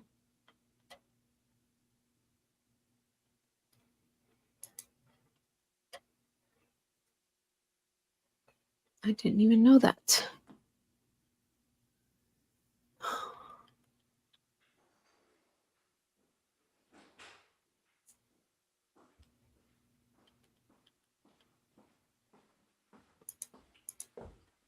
Yeah, but it doesn't even say how old he was. Did it freeze? You're still in the same picture. No, I haven't changed it. Oh, He died June 19th, 2010. 2010. You know he And played for the Miami Heat for like a season? mm-hmm. I didn't know that. June 19th. So I guess it was because I think in '05 my last day of drinking, I think it was like the 15th or 16th. I don't really remember, but it was right there towards the ass end of the middle, 2/3 of the way through June, somewhere around right before. It was before the 20th. Mm-hmm. Anyway, I literally made it 5 years, except for one time making out with a chick Mm-hmm. who I had told, and it was at Jeff. If it was Oliver Madley's house, Jeff Oliver Madley, the guy who got me into the whole Jesus mushroom thing to begin with. Ooh, full circle, synchronicities. It was some people over at his house, and this girl, she wanted to kiss me, and she was nice, and I knew she was a little buzzed, and I had told her, yeah, I'm just a stoner now, I don't drink. And at one point, somebody was talking, we were kissing, and Jeff or somebody, blah blah blah, and we stopped kissing, talked, and then I came back, and she fucking dropped a mouthful of Coke and whiskey in my mouth. Like, you? What the fuck, man? Oops, I didn't do a commercial just did I? Almost. No, all you said was, well, you said the other thing, but it's okay. You know, some people call soda, they just call it Coke in some parts of the country. Did you know that? Any Oh, no, soda. I didn't mean that. I meant with my can that I was holding up. Oh, sorry. I was looking for something. You're okay. You're okay. I get you. But I understand the easy mistake. Not a mistake. Easy, not understand. Easy, yeah, something. No worries. I get it. But yeah, it was, fucking whiskey. Yeah. I couldn't believe, and her dad was an actor from like the fucking 70s and 60s. Dr. Kildare, I think, was her dad. Not the name drop, but I do remember that. And while you're looking for stuff, I'm gonna play this again. Mr. Mojo Rising, yeah. Dan. And see, the funny, I don't know, I love seeing Dennis, because you hardly ever see Dennis because he's usually doing that or sitting down. And this rehearsal, one of the things I like about watching this rehearsal back for, to make sure we don't, to fix mistakes. That's why I watch it. Dennis moved around a lot. Really enjoyed it. Did you ever think this guy would end up? What the fuck is that shit? Did you ever think this guy? What? That's the shirt. That's the actual shirt that I plan on wearing on Tuesday. No shit. Oh my God, who is that motherfucker? I was gonna say, did you ever think this guy would end up fronting a Doors tribute band? Absolutely not. Holy shit! I just did that for fun. That's hilarious. When I saw it down below, I was like, and of course you'd see that face down below. So speaking of eggs and hurting your butt, 7 eggs. That douchebag right there ate 7 eggs in one day. What a douche! Not that day. Well, you met your protein goal for the day. That's probably what I did. I overmet it, and that's probably what happened. Oh, Jesus Christ. But I think one of the other things is the difference is the brown. Are you going to move on to something else besides that, Joe? If you're going to show that dude, that's where that is. Hey, Bull, it doesn't say how old he was because it doesn't, I guess they don't know when he was born. Is he Congolese? He is from Sudan. Sudan. Sudan. I'm sure you said it right. I'm sure it was you. I said it in Spanish. Spanish. He started playing soccer in 1972, so, and it didn't say he was a child at that time, so I don't know. During his later teens, he started playing basketball in Sudan. Yeah, because he got a little too tall for soccer. I mean, Jesus Christ, he was taller than the actual goal. The goal. Oh, wow. In soccer. I'm sorry, football in your world, football. He was his mother. He said his mother was 6'10" and his father was 6'8", and his great grandfather was 7'10". What? What are these, Anunnaki? Wow, 7'10". What is that even possible? That seems a little big. Kind of like when I look down. What the hell? He said he was 7'7". Okay, so he says he was about 18 bringing in or the 19. hammer. Go ahead.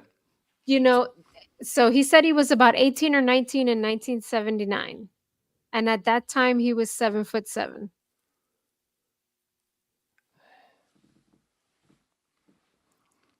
But a lot of these countries, they don't have like their birth certificates. Right. Like people don't even know when they were born. That happened to Juan's mother. A lot of indigenous. No clue. She had no clue when she was born. Oh yeah, well, There you go, my new bowl. when Luke said that, he goes, I go, what are we gonna do for a team name? Because like I said, I told you the story.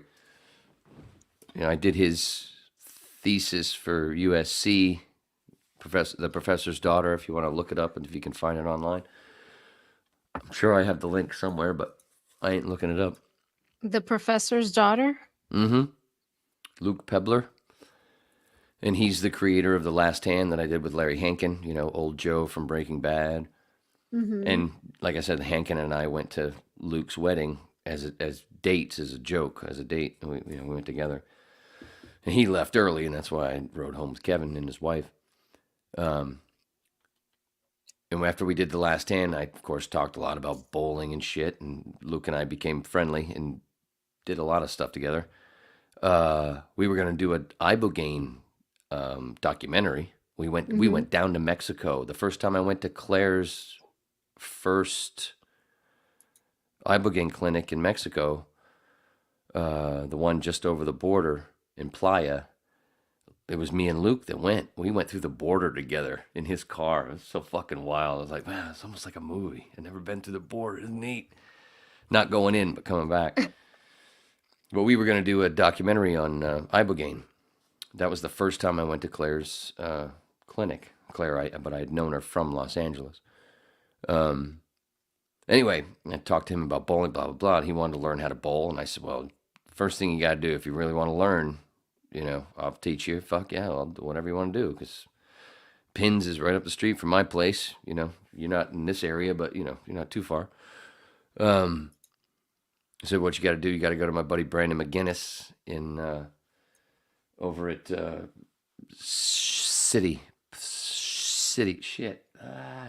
Jewel City in Pasadena, or Eagle, yeah, Pasadena area. Was it Pasadena? But he's not there now. Now he's up in, he moved, he's way up north. Up your alley.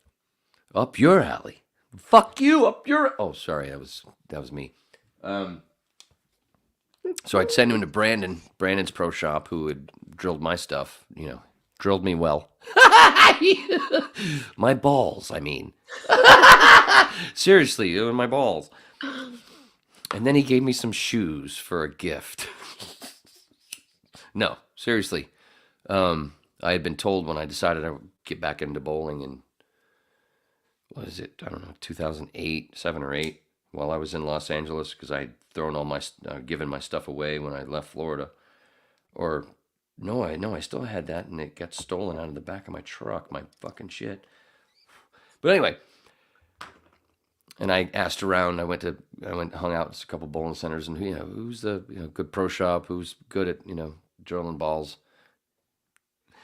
So of course they sent me to a bunch of gay bars. They were good at drilling balls. And I walk into a gay bar, going, "Is this where I get my balls drilled?" And they went, "You're goddamn right, sir." Anyway, no, I asked a pro shop. Painful. I asked them, "Where's the pro shop? Good pro shop to go to? Somebody who's good." Oh, you got to go to this kid Brandon McGinnis over at Jewel City. So I did. We became friends pretty quick, bullshitting, telling him, of course I talked about this motherfucker. Han Solo. And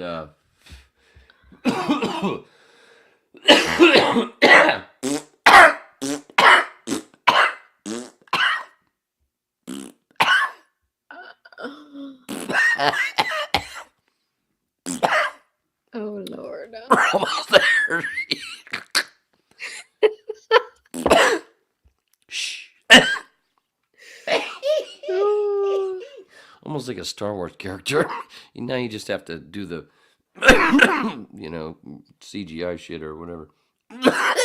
I just provided the VO. Shut up, motherfucker. So, Oh my God. Motherfucker. Oh, look. A lung. So, a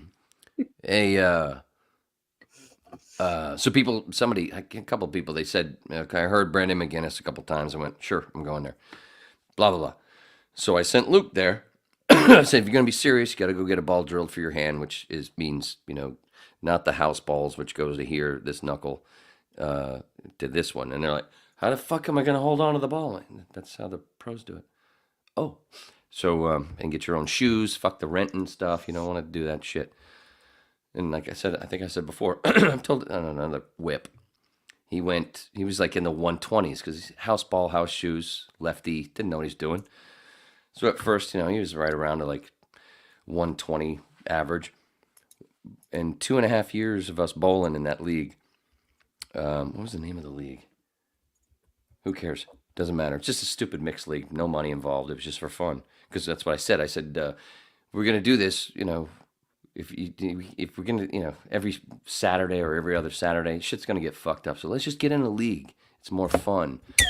You got your... No. I spilled just a little bit.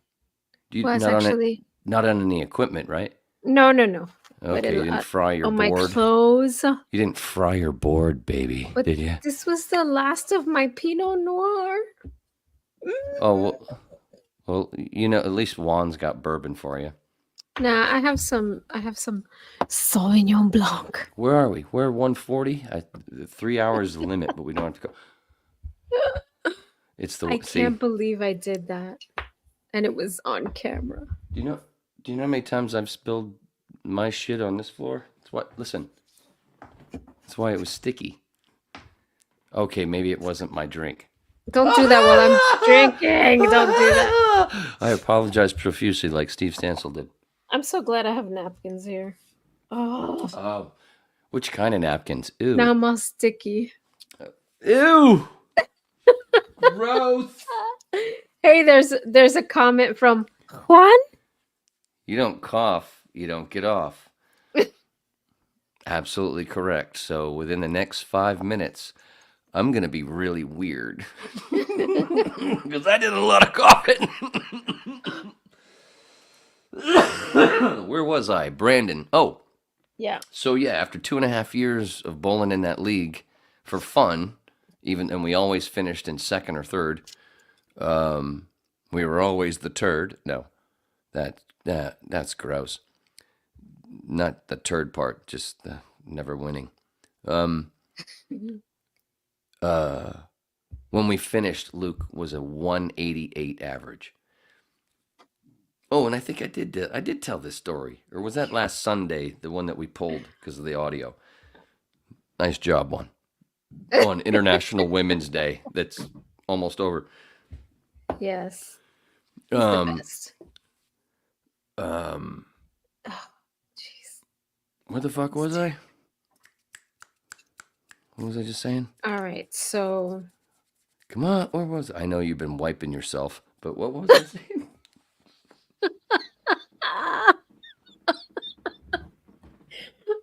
I don't wipe myself in public.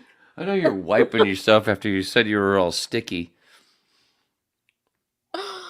Oh my God. Jesus Christ, this just turned into Passion Phones. This is Passion Phones. Welcome to Passion Phones. I'm Aaron Summers. Oh, I got you down. What was it that you said? Have you done a threesome or not? And did you have your nose up someone's bung? You were? Okay, I got you down. Sorry. I remember. That's for all Passion Phil Hendry Phones. fans. Oh, Even though that God. was a really shitty Aaron Summers. Oh, dude, a few years later, after that whole Passion Phones thing, with that bitch working with her, and I did. When I first got into on camera shit in Miami, they were sending me on. There was this some really bad game show they were trying to create. And, oh, God, did they break a lot of rules with making us wait to audition. And I'm sitting there, and I'm sent there, and like, I don't know what the fuck I'm doing here. I don't know what I wasn't ready for that kind of shit, even though I'd murder doing it now. But this was 99, 2000. Mm-hmm. And anyway, I'm sitting there outside of this building, and there's a bunch of people, there's guys and girls. And I look over, I'm like, oh, my God, fucking Aaron Summer sitting over there. And I'm like, do I go say hello? And I did. Because there was nothing to do. We literally waited for hours. These people broke so many fucking rules. And yeah, I swear to God, I haven't thought about that in forever. And yeah, I was so not ready 20 fucking 4 years ago. I would slaughter that right now. At least I would in my stoned head. Because I coughed. So, anyway, where were we? Oh, Brandon McGinnis. So then, Luke. And then, and Brandon and I bowled in a money league. Dave Wadka, PBA winner. Fucking guy. Great fucking bowler. Was in the league. A lady lady pro who passed away a couple years ago was in that league. Trying to remember her name. I can see her face. Why can't I say her name? Really sweet lady. Anyway, Brandon and I were on a team. He was the anchor, and Big Mike filled the house in was it Northridge? Is that where that fucking bowling center was? Anyway, we won. We won that league, and it was named after his pro shop. But then after a while, because I was the old man, because Brandon at the time was, I think, 24. And the other two cats on the team that he put on the team, one of them was his sister's boyfriend. Fucking hilarious kid. He was like 21. And the other kid, I think, was the same age, our leadoff, who was kind of a little bit of a sandbagger. He was much better than he'd bowl sometimes, just to, keep numbers where they needed to be. He was so good. That kid was fucking good. And wow, that fucking kid was a stoner. But you wouldn't, Is that Dave? If you saw him, oh shit, sorry, I don't have the thing up. If you Is saw that Dave? Vodka? Yep, that's Vodka. That motherfucker throws a truck of a ball. Seriously. Nice guy.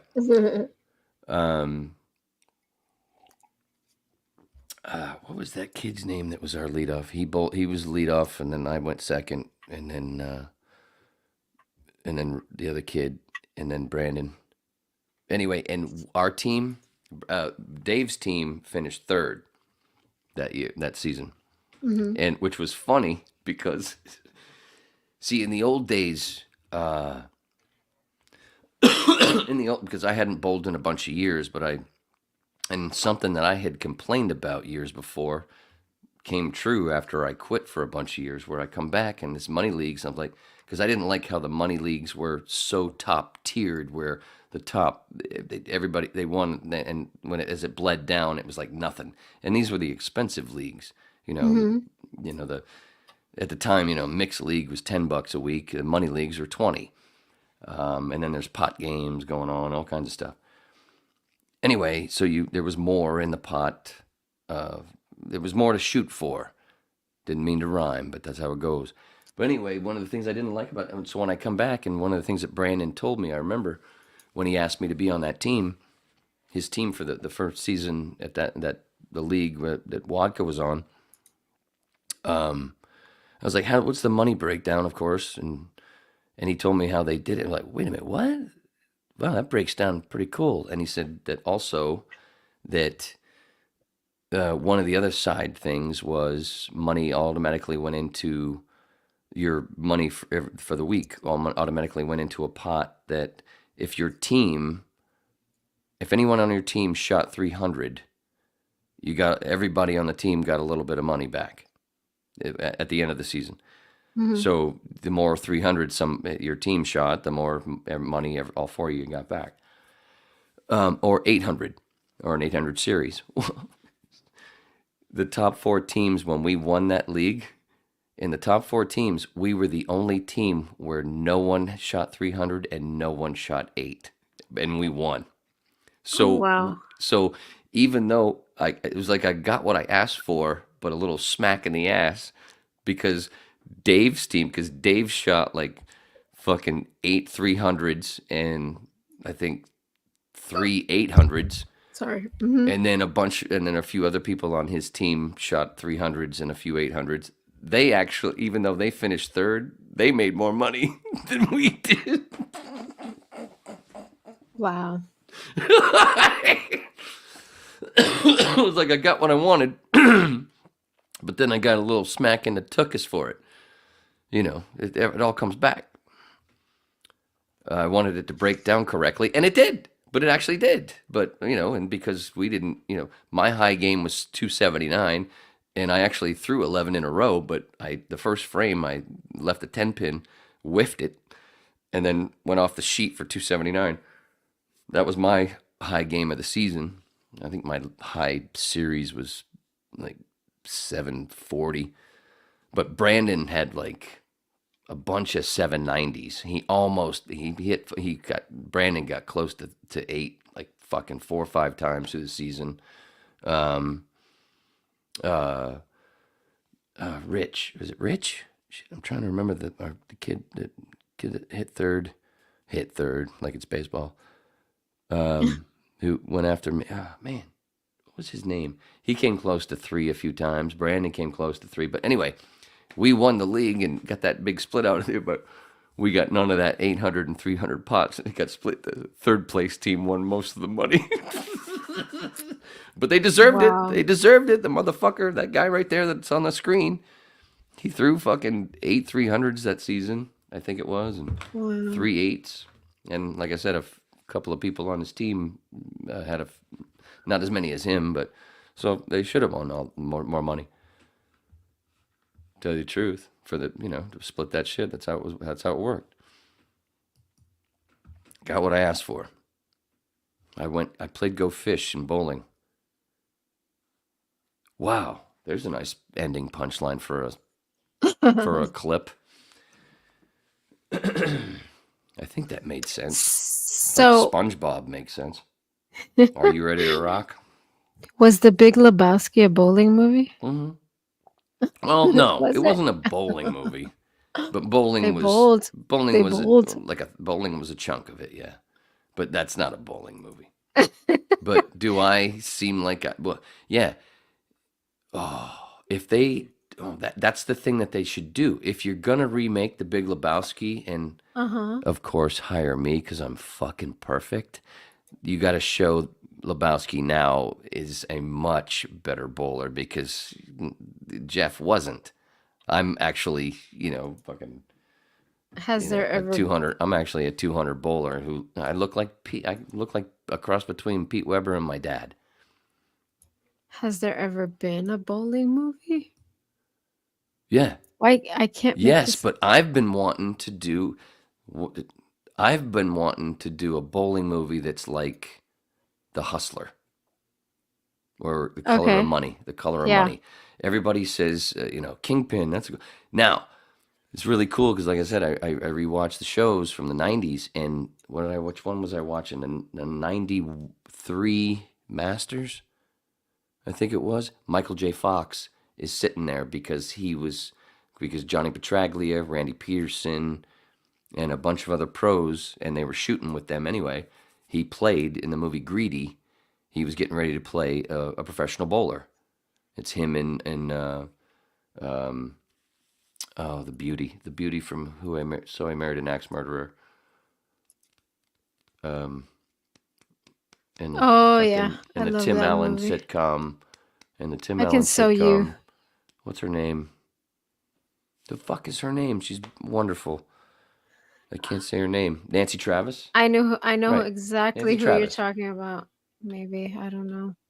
Right, Nancy Travis. Yeah, she plays. Oh shit! I'm sorry. I'm supposed to have this up.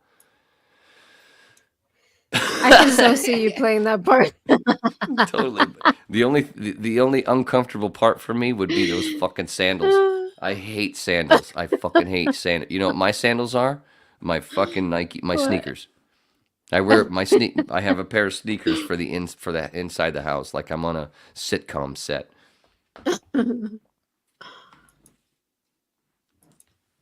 I don't care for slippers. I don't like the slide. I don't like the sound. I don't like the fucking Now, just put a fucking pair of sneakers on. You're wearing socks anyway, fucktard.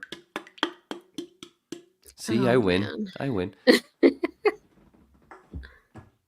I mean, just don't wear these outside, and they don't get dirty. So it's kind of they're slippers, but but see, and I've been doing this for a long time, and now they have the people have they've been selling it for a long time. There's like half fucking sneakers, but because it's only half and it's not hitting your heel, you know how many lazy fucking twats walk around and walk around. And I hate that lazy walk and that sound. That's so gross, isn't it? That's fucking gross, man. That's fucking gross. You fucking ugh, fucking lazy, ugh. Oh, there's actually a bowling ball in this picture. That's hilarious. Of course there is. He's dropping it. He's dropping it in the toilet. I just noticed that. It's a black hammer. Oh, by the way, my 300, my first 300 was with a black turbo, ebonite black turbo. It wasn't even a reactive resin ball. It was urethane. That's how fucking old I am. Urethane? They still use urethane. Yeah, I know, but it was a long time ago. What was it? What the hell was my 300? For 90, was that 91? Shad would know, because Shad knows my history, because he's kind of like my Chewbacca. Literally. He was my roommate for like almost a year. His fucking cat. Dude. I'd go into his... He didn't even shave. He would just get out of the shower and just fucking walk out of his fucking bathroom. And I'd go into the bathroom and go, what the hell happened in here? What the hell? It looks like a fucking a bear walked in wet, went fucking... and then walked out. Like, it's almost like spider webs. Anyway. So what happened to jumpers for bowling? I don't know. Mine was pink. I'm kidding. It was green. It was green. Stupid. And obviously, not John. John was in the pool. Obviously, right? Yes, I John thought was of in the that pool. too. Yeah. Jesus. Jesus. Anyway, see, but yeah, but you. Here's a better picture.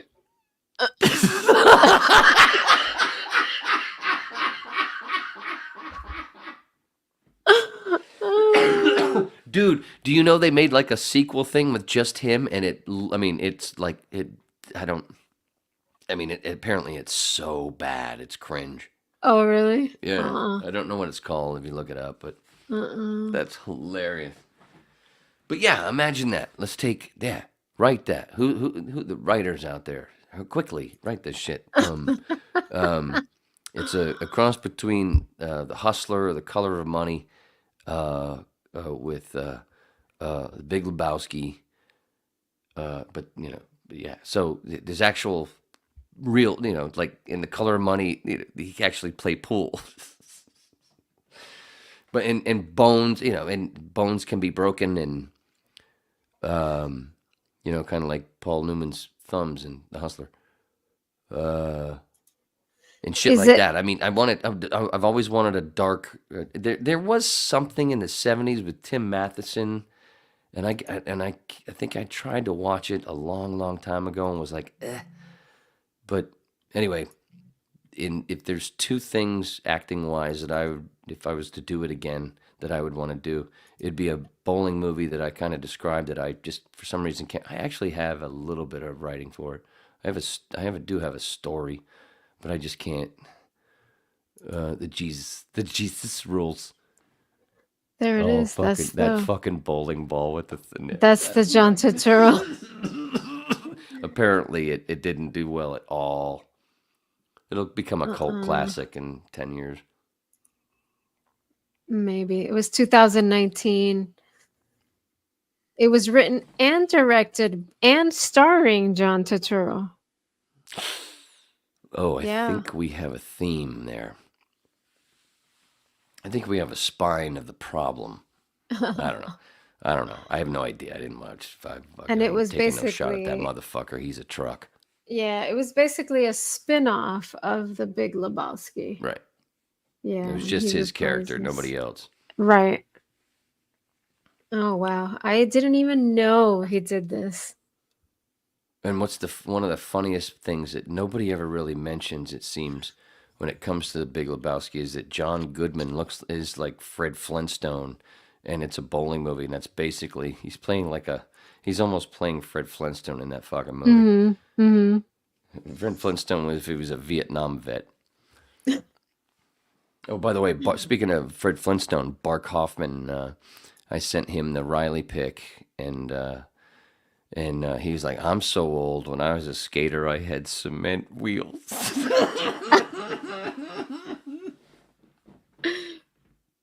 Oh man. Bark Hoffman, ladies and gentlemen, Bark Hoffman. That's a Phil Hendry reference. Do you want to hear like a pre? No. What? Sorry, go ahead. All right, this combines skateboarding and nursing. I have two brothers. Are you bringing up a pic, or should I leave that thing up? No, I have no pictures. I wish I did. Okay. So I have two brothers. I'm the oldest, and then I have two younger brothers. So the middle kids are always. Anyway, so my middle brother was a skateboarder. He was one of those that, did all the crazy shit on his skateboard. And my my grandparents lived like a block away from us, pretty much our whole life growing up. That's pretty cool. Yeah. So they were re-asphalting like a major highway in our area. My grandparents lived across. You had to cross this main. It was basically, the 79th Street Causeway. Yeah. I lived right by where WIOD. Right. I could see WIOD basically from my backyard across the bay. So we were in that area. So my grandparents' house was on the other side. You take the 79th Street Causeway and it turns into 81st Street. Right when it turns into 81st Street, that's where their house was. Well, they were re-asphalting that main road, that main highway. What year was this? I was probably about 16. So Oh, this is way before. Okay. yeah, 80s. no, I was a kid. Yeah. 80s. Yeah, 80s. So my brother decides to skateboard to my grandparents' house. He figures he can skateboard across fresh asphalt. Why not,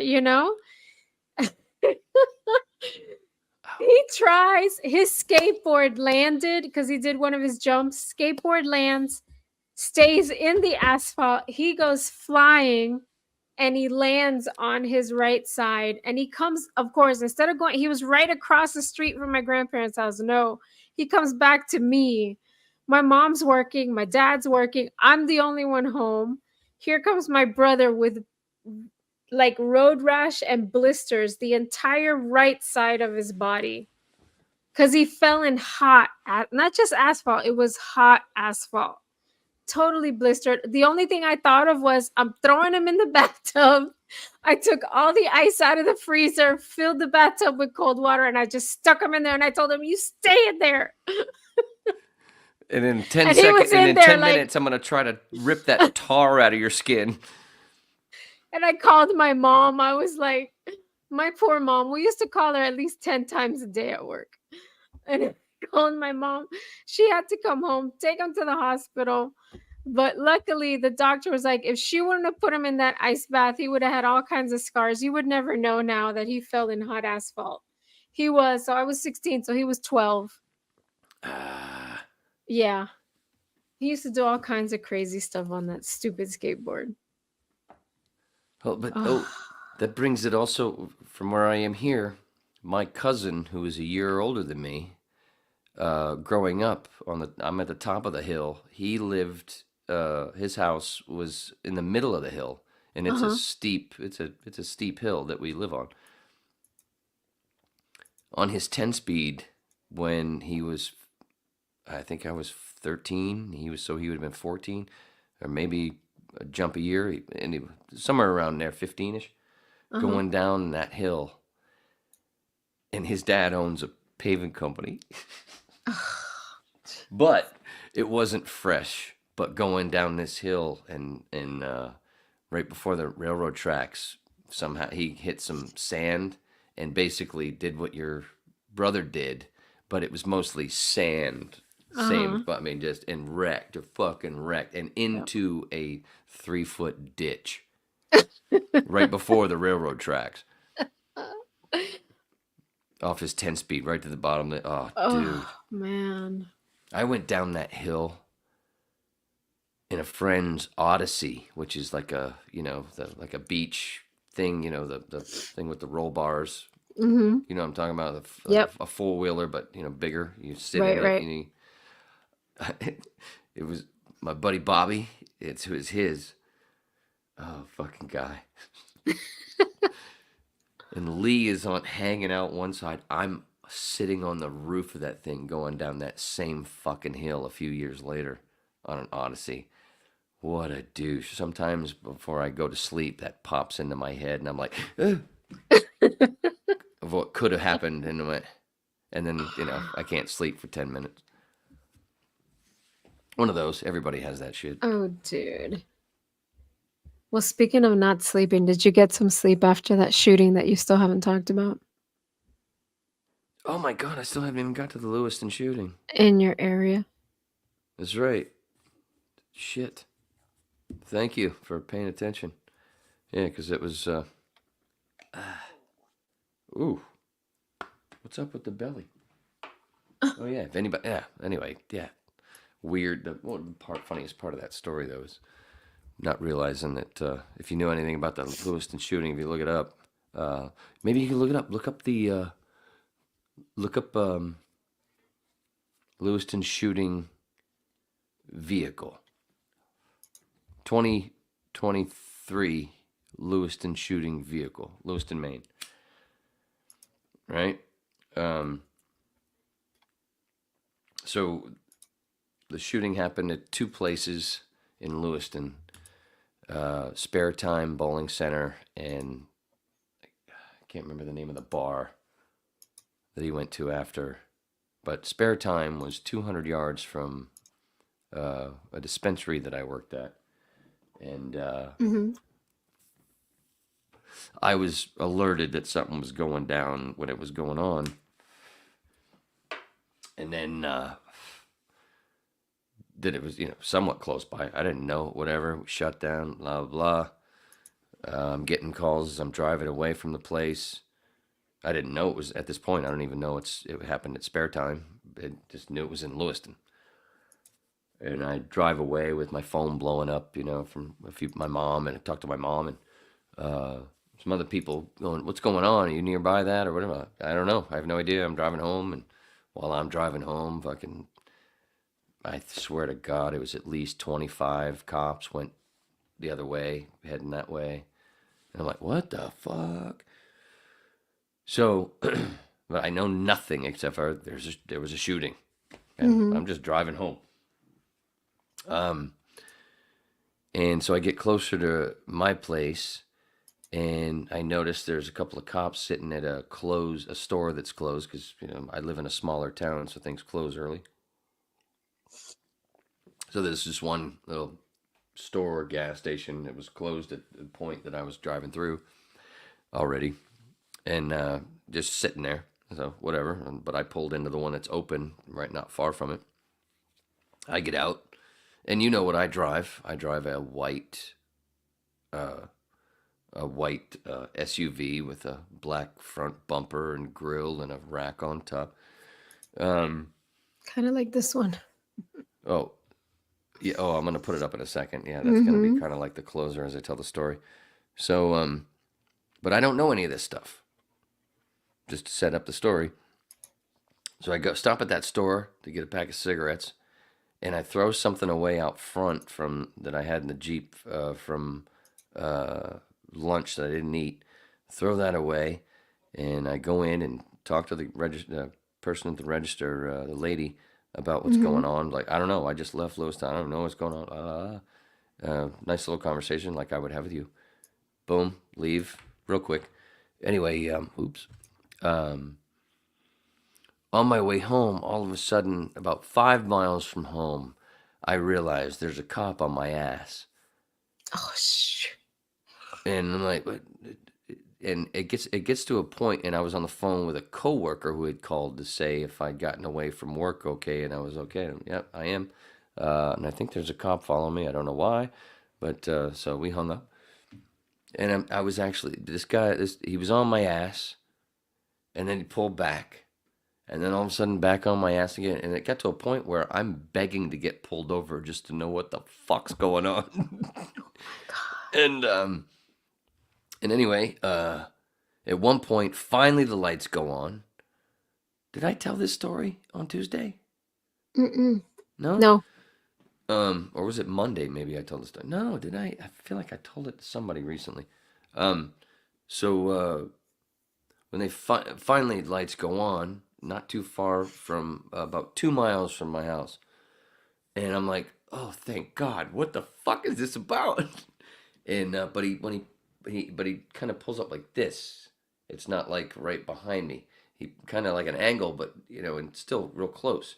And I'm waiting and waiting and waiting, and all of a sudden, just goes around me, backs up, and then shoots the other way, and the lights go off, and I'm like what you just did. I was like, what the fuck was that? Yeah. What the fuck? What the fuck? Whatever. Well, Wayne's still in detention. Wayne's always in detention, and he doesn't even know why. So anyway, 2 miles later, I get home. I immediately turn on the fucking TV and start scrolling through the regular channels instead of I go to the live TV things because I don't normally watch that shit. Who's got it? And was I on the phone with somebody? I don't know. Within 10 seconds after I turn the TV on, I see this. I'm like, oh, I think that explains it. They thought it might be me. Because Wow. I drove away from 200 yards from it. Oh my Almost had goodness. fucking guns in my face, Holmes. No, I mean, and this is a funny story, ha ha, not queer. Because the queer story, of course, is the disgusting shit that really happened. It's a light side, lighter side of the story that I'm telling. That I was nearby. That's obviously not taking anything away from what happened to all the victims and their families, because I listened to a lot of them a couple days later in the store, because a lot of them are customers where I worked. Fucking crazy shit. So it looks like they caught him at a bar and grill. Is that right? No. It was a first spare time was a bowling alley that he frequented a bit, I guess. Right. And this And then here, what is that? Then he went to a bar. Oh shit! Yeah. Sorry. I'll put it back up. That might be where they caught him. What's the name? Yeah, Schmengies. Schmengies. Now, go closer to spare time. Scroll jump into spare time. Keep going, and it'll probably straighten out once it gets after a minute. Hopefully. Spare I time. might be able So to find something better. where the red thing is, a little closer to the yellow is basically where I was. It looks like that's Main Street. If you can jump in any farther. It's really blurry. Yeah, it is. Making me feel drunker than I am. Let's see if this is No, better. Juan, by the way, no. I'd never been into that bowling alley. I don't bowl anymore. I can't because of my elbows. Yeah, you got to get closer. Let's see. Shit, right there. Yeah, so go, the red first shooting for, Jesus Christ, why can't I get closer without getting so shitty? No, it's just bad. Literally a twat hair to the left is where I was. From the red, the first shooting. And I had no idea. I just, there's a shooting in the area, shut down. Okay, and I waited. Okay, we're done. And then we drive away. I had no idea it was like right over there. Until, go back to the other picture. Until I walk home, turn on the TV, and go, oh, it kind of looks like Kate.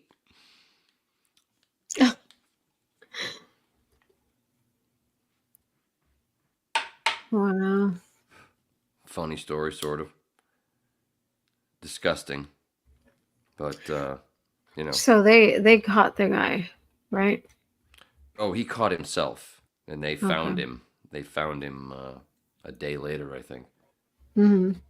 Apparently. I mean, that's the official story is he took his own life. In a spot where they had already went looking for him, and they missed him. Mm-hmm. I think. It's been a while. I heard a lot of different shit. Because, like I said, some of the victims' immediate family, I took care of in the store that I worked at. Mm-hmm. We the owner gave a bunch of people free weed. Oh wow. And he was on. He got because there was news folk right down the street from us, Mm-hmm. from all over the country, and he talked to a few different stations. All those Lewiston Strong flags. Mm-hmm. Anyway, there's my Forrest Gump story in that big story.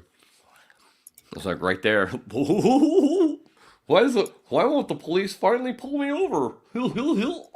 I swear to God, somebody make a cartoon out of that shit because it's fucking true story. Oh, Jesus Christ. I had no idea.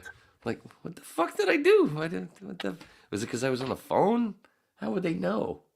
I mean, my phone's just, it's on the magnet thing right there on my dash. Like it always would be, like a fucking Uber drivers would be. What did I do? What the fuck? I didn't speed. I know I didn't speed. I'm an old, everybody calls me grandpa. What the fuck?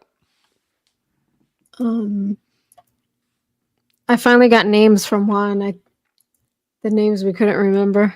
J. Oh shit! So Sorry. Hold on. There we go. the anchors Hugh Graff, Hugh Graff. Paul Beers. I told you it's Paul. And of course I it was remembered Beers. Paul Of too. course it was Beers because he sounds like Beard and he sounds like he has a beard. And that is Paul Bernard. Beers. I'm Paul Beers, 610 WIOD Yeah. News. And that is Bernard. We were right about Bernard. Is it Thomas Bernard or is it Bernard Thomas? Just Bernard. I don't know. And that's Wayne.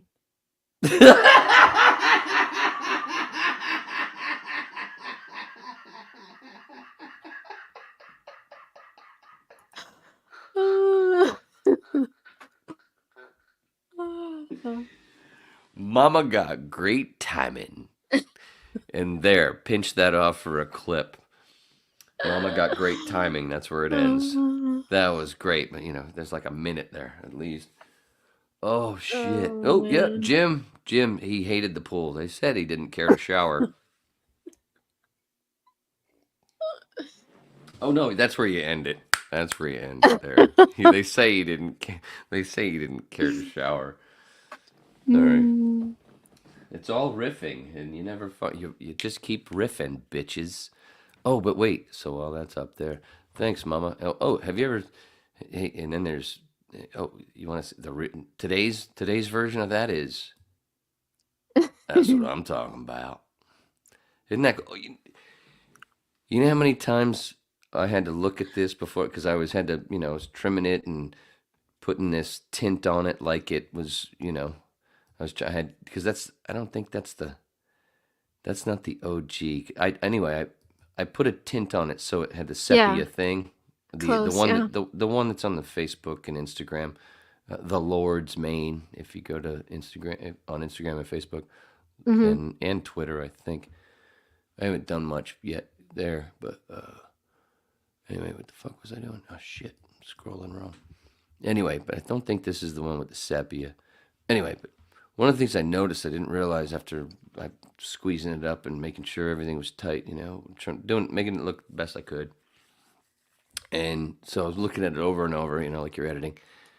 And I think it was at the end of putting the Facebook page together when I popped it up and made sure it was all tight. I'm like, holy shit! Wait, look at the I didn't realize we had we didn't mean to, but we have a synchronicity there. Like Steve is wearing leather, and he's got long hair all the way to the left. And Dennis got short hair, wearing a sport jacket. Me, leather, long hair. Flash, sport jacket, short hair. Yeah. I don't know. I didn't even realize that synchronicity. And there's a few others that I forgot. Oh yeah, that I was in the pool and Steve wasn't.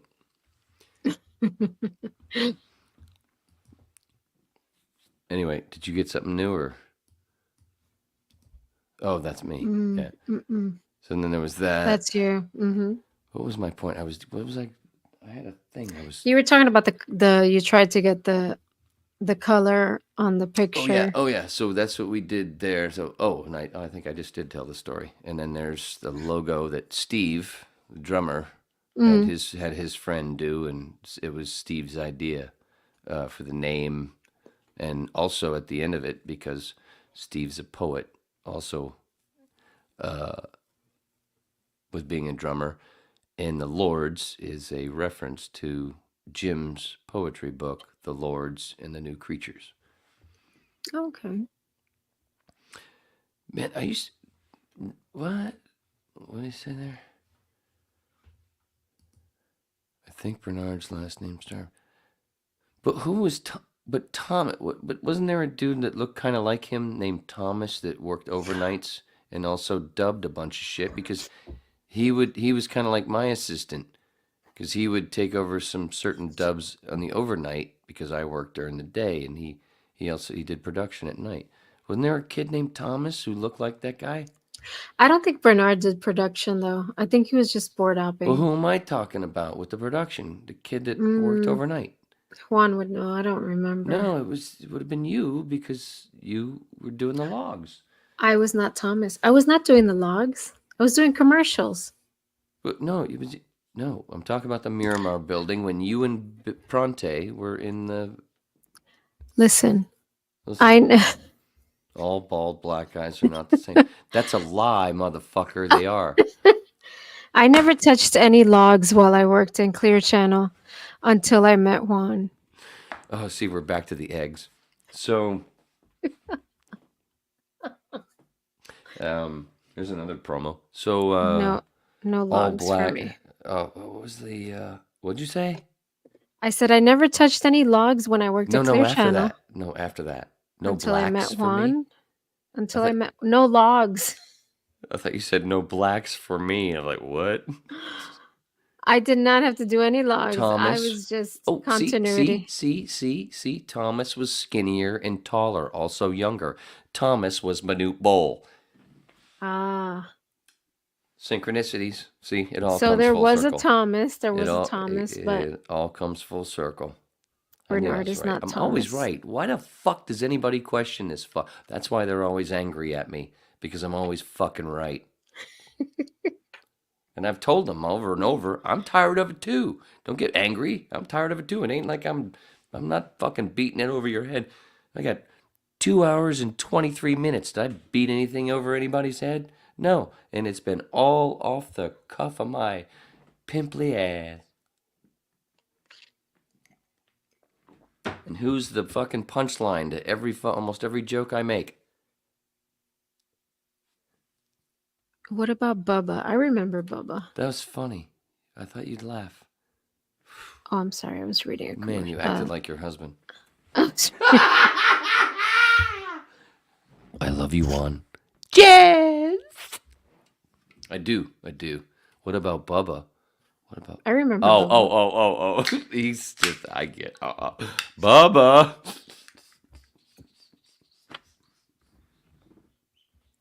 We had a Bubba, remember? Didn't he die? I thought he was referencing Forrest Gump. Not Bubba. Because I say I'm a more mentally challenged Forrest Gump. we did have a Jess. Jess.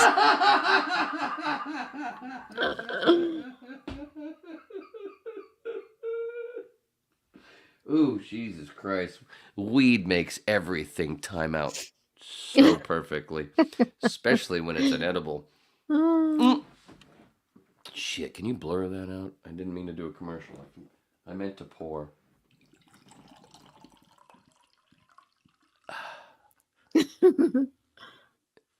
That's better than a fucking commercial from the 90s that I watch on these PBA shows. That's the best, is watching those old commercials. That's one of the best parts of it.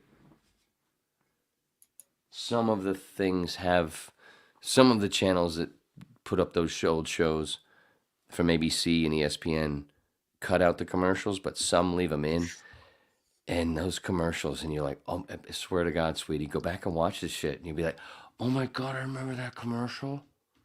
Fucking hilarious. And then you get to see local commercials from, and like if it was done at Harris, but there's one, was it Bubby's and somebody's in Popcorn, where I think they're all recorded from Harrisburg, Pennsylvania. Dude, fuck, that's one of the best parts. That's the only way I watch commercials now, is in these old, watching the bowling shows from the late 80s, early 90s, or late 80s, late 90s. Mm-hmm. In the 2000s, basically up until fucking 2010, before the Too Many Two-Handers, Jason Belmonte, and then he's on too many shows, and it makes me want to puke my fucking guts out, because I'd rather watch a motherfucker like that. Oh shit, I didn't realize that fucking comment was still up there. How the hell do I hide that? Where the fuck? Why is it still up there? Why can't I get rid of that comment?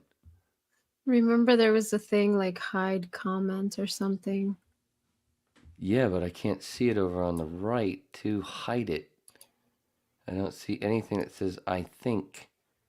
It's killing me. How about that? And then hide. It's gone. Okay, there we go. Jesus. I don't know. I'm starting to sweat. I'm starting to sweat, sister. I'm starting to sweat. We got 30 minutes or 3 minutes. Your choice. Whatever, as long as you put up this picture. Derek. Bubba was Derek, remember? I am the Lizard King. Derek. He passed at the radio station? Holy moly. What the fuck? I didn't know it was there. Okay, that's not fair. There's your friend. That's not fair. He has a douchey face, though. Huh? He's got a douchey face. There's a reason for that. He's a two-hander. Oh, wait a minute. You have to see this. You're still up. I really got to pee or I'm going to explode. Yeah, I'll go after you. Look at this. Look at his shirt. See? Yeah. Look at the logo. I told you, he even has his own douche logo. They have the logo. Oh my God. That's hilarious. And then he's got the spiky hair. I don't know you, Jason Belmonte, but oh my gosh. Until I started talking to Wayne, I had no clue people bowled using both hands. Oh my gosh, even his bowling ball.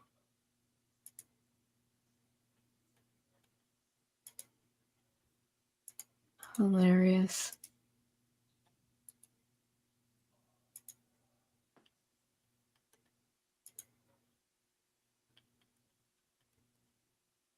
He's going to love to see this. There you go. If anybody's wondering what to get Wayne for Christmas, there you go. And if you can get an autographed Belmonte bowling ball, even better.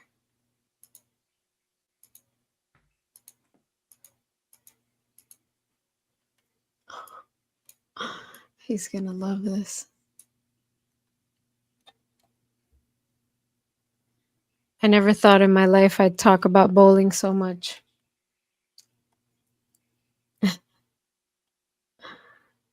Aw. Poor Derek. I remember the Satellite Bay.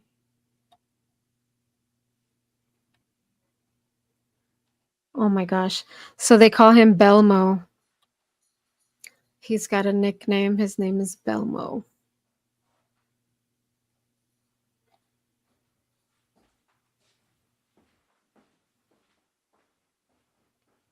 Wow. Yep, guys. All kinds of excitement when I'm by myself.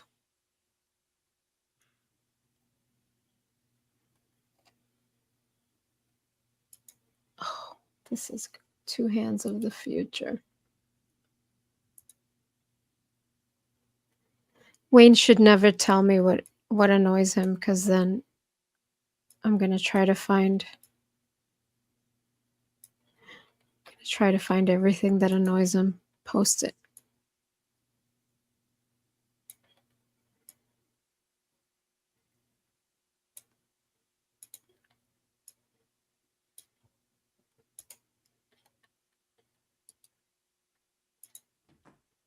Here we go.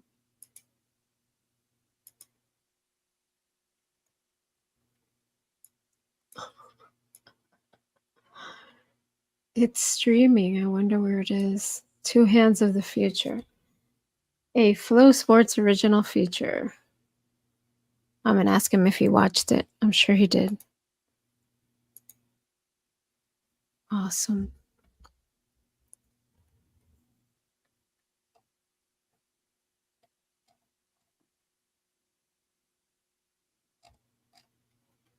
Six viewer base.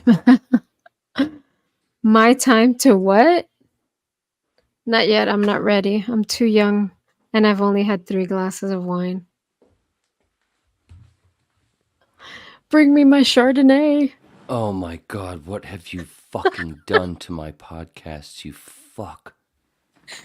I told you. You What I motherfucker. said was You should motherfucker. you should never tell me what annoys I you, because fucking I'm gonna. love you. You are so awesome. That is so So, badass.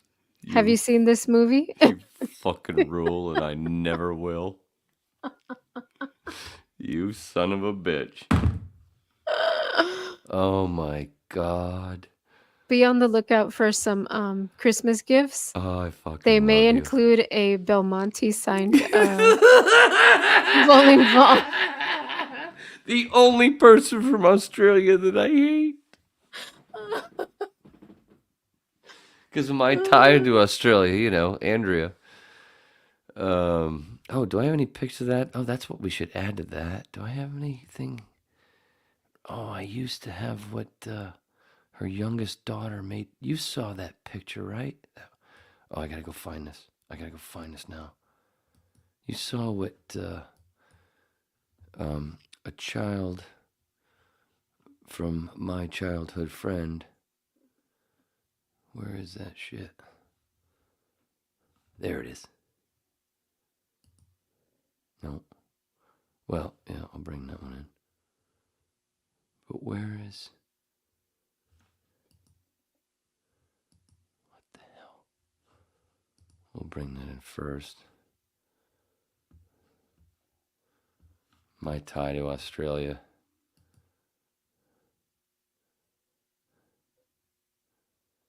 Oh, wow.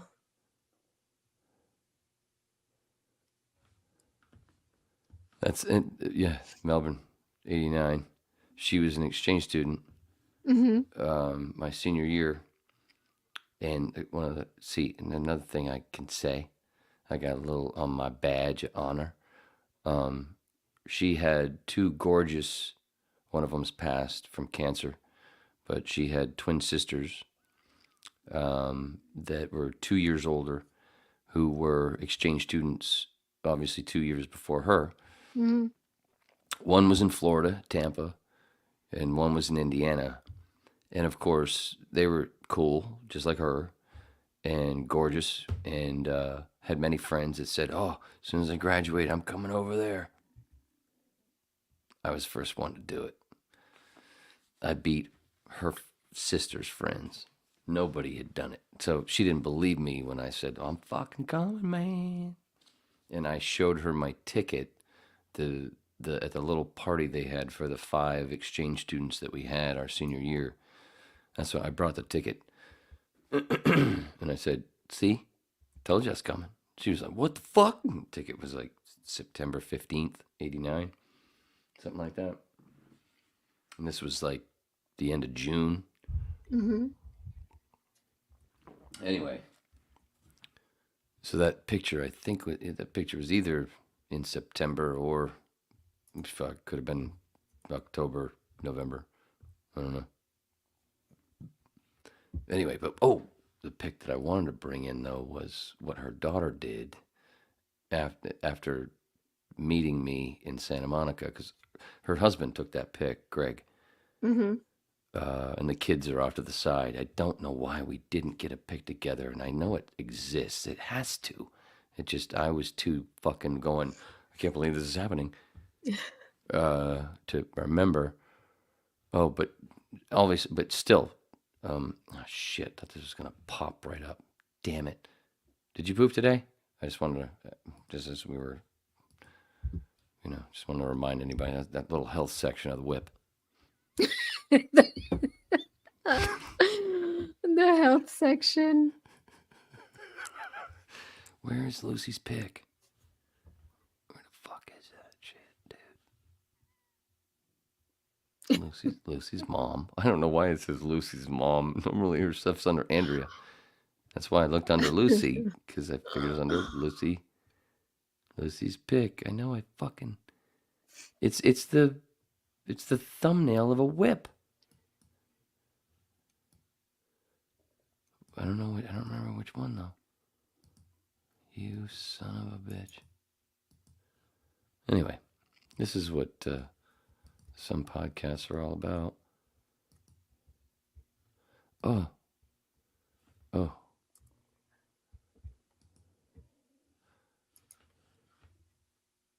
While I'm looking, I thought I'd throw this up. Everybody, they already know. Did you poop today? They've answered by now, so I'm just going to show that just for fun. Look at that. Yeah, that is like exactly like that car. Wow. What the fuck is that? Mushy. Is it under mushy? Was the top vehicle the one your father drove? Exactly. There you go. Damn it.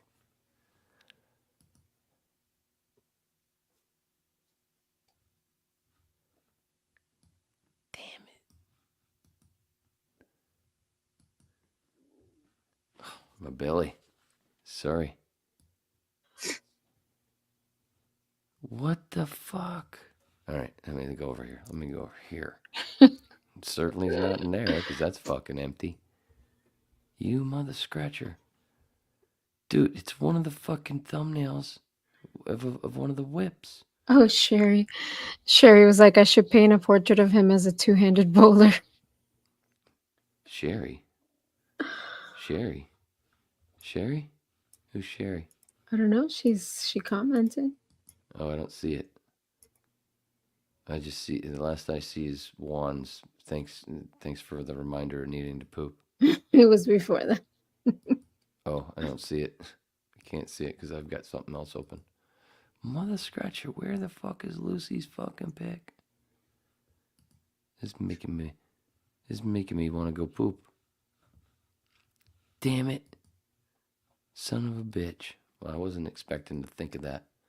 I wasn't thinking of expecting that. What? I think I did. All right, that. well. I kind of did that like a little, what do you call it? Shit, where do you remove? Sorry. I kind of did that like a Willy Wonka. The back. Right. Did anybody catch that?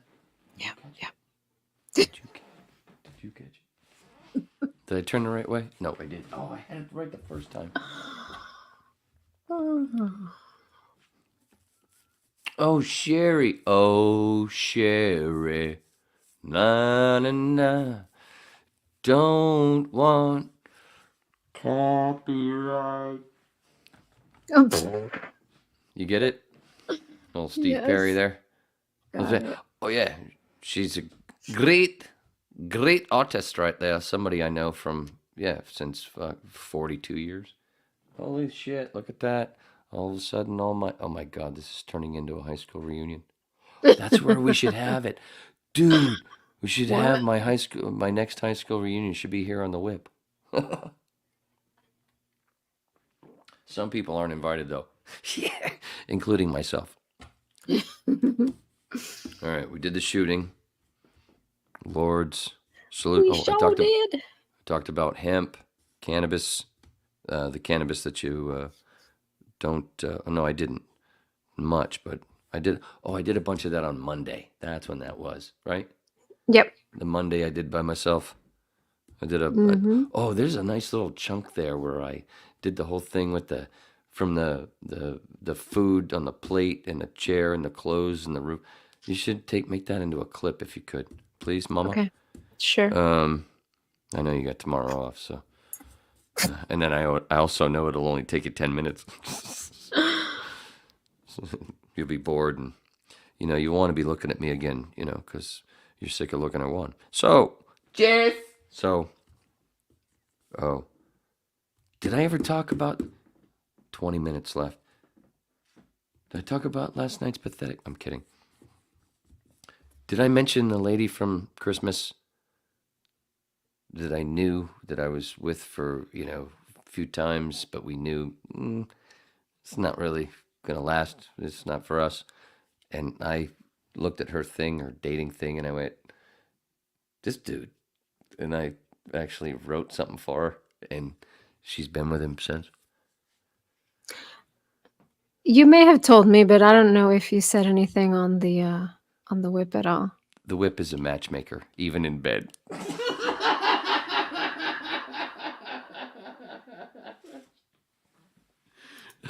I feel like a matchmaker, kind of like with you guys, with you and Juan, yes, because I knew him before because we went to radio school together. And then the story of my friend Stacy and the guy who she's been with. Yeah, we talked about it on the Whip You and Juan. Yeah, it's your going away party. From Florida going to Nashville. They've been together ever since. Just another different kind of matchmaking story. I just wanted to tell it really quick.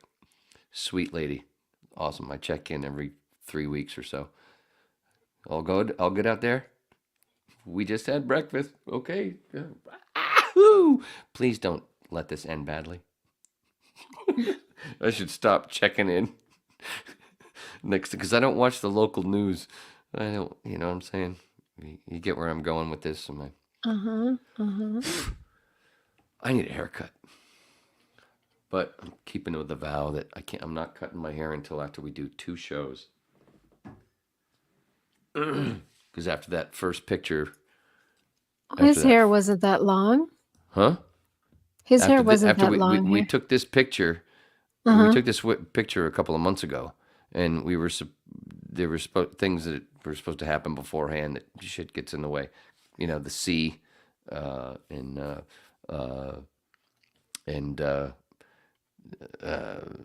house things going on around the house, and jury duty shit getting in the way to slow down rehearsals.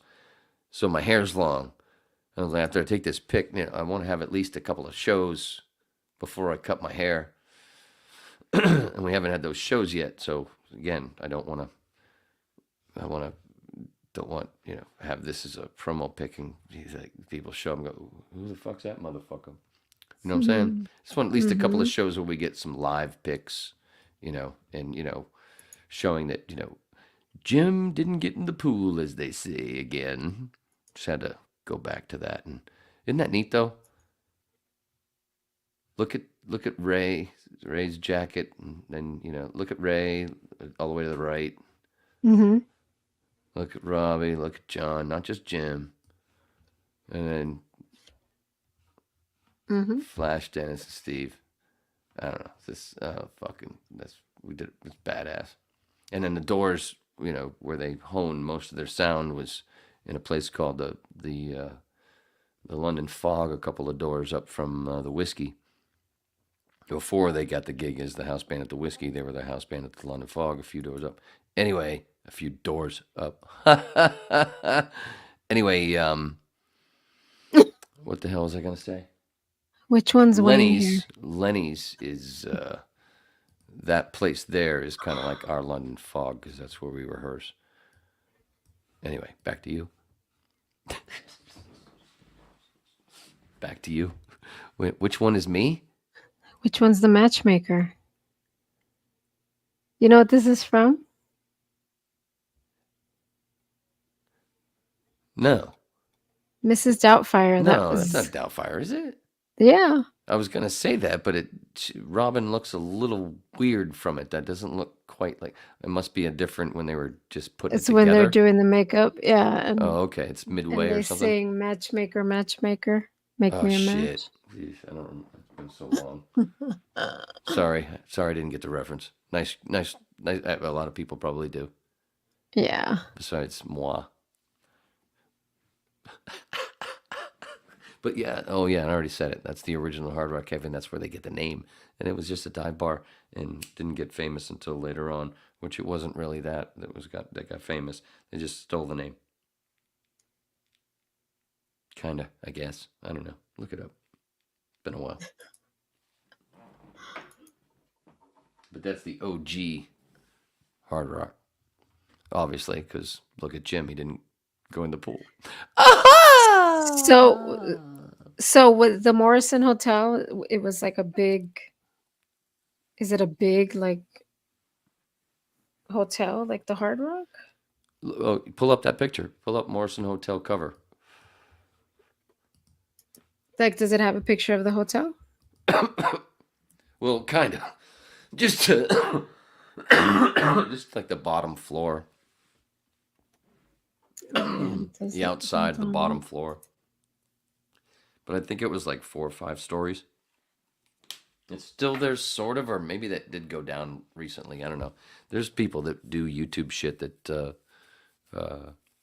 check them out. Just look up Morrison Hotel building.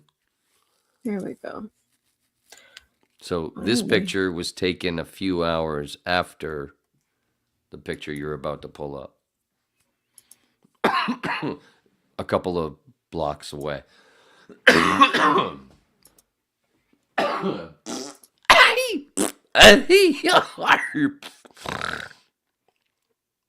Right. That's the building, the red one? Mm-hmm. I guess, Okay. yeah, later on. Mm-hmm. Or something Rooms, like that. what does that say? $2.50? I believe so. Wow. 1970? Early 70 or late 69 when they took the picture.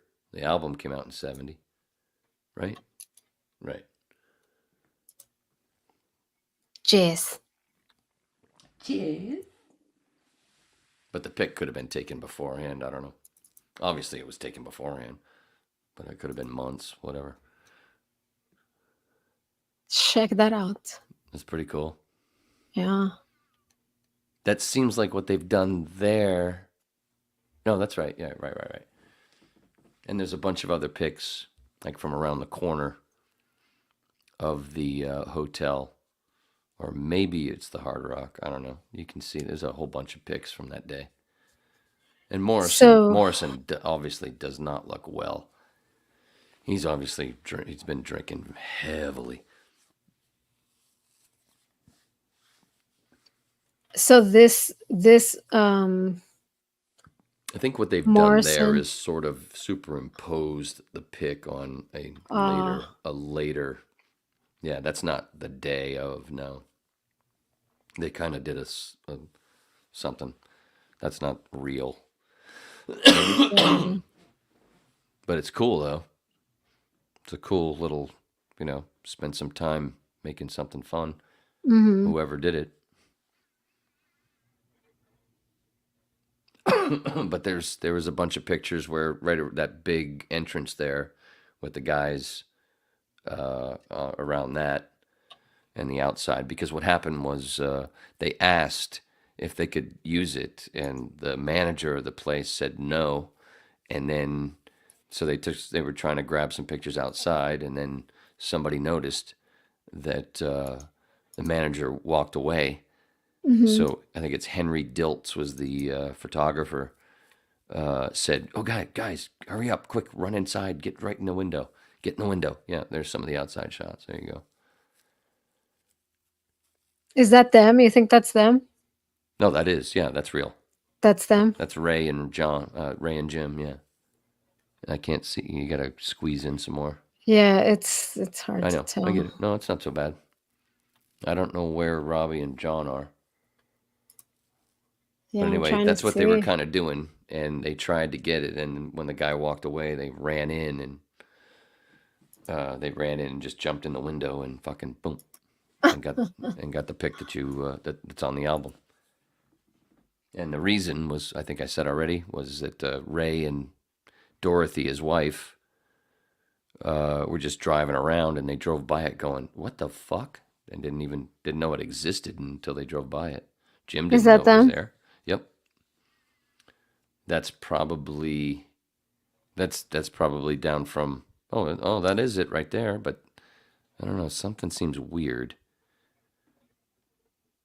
Where the hell is that? This Because black line. Oh, here we go. This is the okay, it now I says see. I get it now. I get 2022 it and now. I get it. Yeah, where 1969. it's Yeah, shut yeah. up. Yeah, I get it.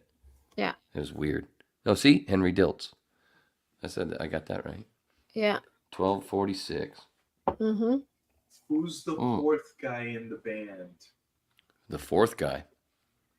Which one did I not mention? There's Ray Manzarek, Robbie Krieger, John Densmore, Morrison. Who's? Ask him who he means. I don't know. He left. He said, "Who's Let's the see. fourth guy?" Everybody knows Jim Morrison. There's Ray Manzarek, keyboards. Robbie Krieger, guitar. John Densmore, drums. Or did he mean the Lords? That would be Steve Luttrell, drums. Dennis Smith, guitar. I thought there were Flash Allen, keyboards. only 3 people in the band. In the Doors? Yeah. He No, thought there's what? 4. He thought there were only 3 people in the Doors? No, it's 4. 4. He left.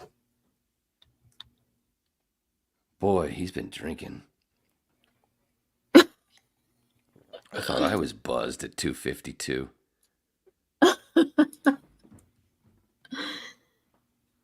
Thought there was only 3 people in the Doors? Well, that's okay. It's not his study. That's okay. There's a whole bunch of shit he knows that I don't know. But yeah, man, that took me a minute to fucking actually realize what the hell that picture was. I'm like, what the fuck? What the fuck? It's much trickier than the previous one, that one that's farther away, that has the superimposed that you showed before. That one's trickier. Oh, I found a really Whoa. cool picture, but I can't. It's not loading. Oh. So it's basically that where they're sitting for that bar picture, but it's from the other side. And from the inside. And from Yeah. behind them. Oh, here we go. Or is Yep. it at the bar? You mean the Hard Rock? You mean the Hard Rock or at the hotel? Because there's two different At the things. Okay, let's see. You tell me. Because there's Hold Morrison Hotel.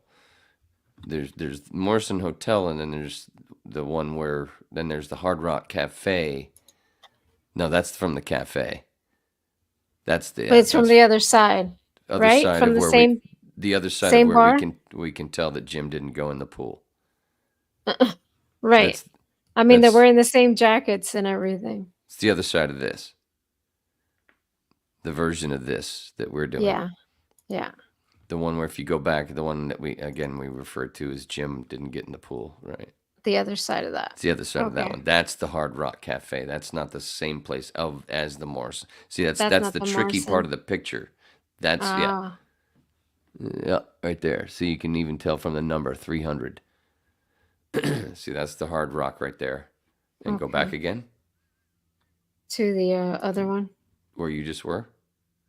This one. Yep. So that's the same place, but the tricky part is it says Morrison Hotel on it, which Uh-huh. in reality that's not the Morrison Hotel. That's the Hard Rock Cafe. The Morrison Hotel is the one. Go back to the next one. To the other, the one that I just brought Where up. they're literally on the inside of the glass. No, the cover of the actual Morrison Hotel album. Oh, not this one, was Yes, it? yeah, that one right there, to the right. Yeah, basically just the thing to the right. This one. Yeah. So Juan said he thought they didn't have a bass player. No, they didn't. Well, they did, but Ray played bass. Ray played bass with his left hand live. They had a bass player on the albums. Different bass players on different songs and different albums, but live, just like Flash, live, Ray had two boards. One, the regular notes, and then he has a different one right above it with his left hand playing the bass, playing bass notes. But maybe someday Riley will be the bass player of the Lords. Who knows? And doing backing vocals. I don't know. It's one of the little dreams I have. Yeah. It's what you do as a father. You dream. You dream. And, and sometimes you dream and that kind of shit happens. I always wanted the fucking Millennium Falcon, and I just call it Kate. I mean, it's just so similar. You know what I'm saying? And that literally is my, I have that 110 is literally on the front. No, it's not. My fucking Jeep does not say Kate on it. It doesn't have, it should have the 110 on the side. That does kind of look neat. But the Kate thing, that's overdoing. I'm just kind of joking like it's NASCAR shit. That's why I put the whip 110 on the Falcon as well. Or the Falcon at some points, Harrison Ford says. Just like my dad would purposely fucking mispronounce words, which is why I do it. Anyway, it's fucking funny to me. It's a joke. It's funny. And, Kate, it's more of the other Han Solo, which is Peter Quill. He had the Benatar and the Benatar and the Milano. Anyway, speaking of Milano, always makes me, when I think of Milano, I always think of, what the fuck is going on? Play that shit. Ready? Oh, shit. Oh, I didn't let it finish, so now I have to start it over. Damn it, that timed out fucked up. Damn it. Ready? Dun, dun, dun, dun, dun, dun, dun. Did you know there was a graphic novel? Morrison Hotel? No. See, this is why we do this shit. All right, you're going to have to send me that because we only got 2 minutes left. I'll find it, but I have a picture of the cover. Put it up. It's there. Oh, sorry. Put it up. Put it up. Pull it up. As Mark Norman would do when he's doing the Parks and Rec, him and Ari Shaffir and Shane Gillis on the Rogan. Pull it up, Jamie. No shit. That looks badass. Have I fucking seen that? Huh. Oh. I don't think I have. That feels new. It almost feels like Star Wars 1970s comic shit. She wrote it in collaboration with the surviving members of the band. I gotta check that out. Obviously. Otherwise, I'm a dill. Why wouldn't the vocalist of a Doors tribute band not fucking not check that shit out? Otherwise, he's a douche. And I try to, lessen my douche. All right, Susie, you got 20 seconds. Say goodbye. Goodbye. That didn't take that long. Dude, come on, man. Stretch it. Now you got about 14. Say goodbye. Where can everybody find you? What do you want to do? What are you doing? What are you saying? Hurry up, because All right. I'm Susie with an S on Instagram. All right, that's it. That's about it. Waning interest. yeah. Waning You know- interest podcast. You know, you'll get better at you'll Next get better. time, You'll get I'll have better. some more wine. There you go. You'll get better. Watch James Corbett, Jimmy Dore, Russell Brand, Iverson Glenmore. Just fucking open your eyes. And we're all Neo, aka Juan. Sorry, ran long. Got a bum comedian Richard Pryor. Thanks, Gary. Daddy loves you.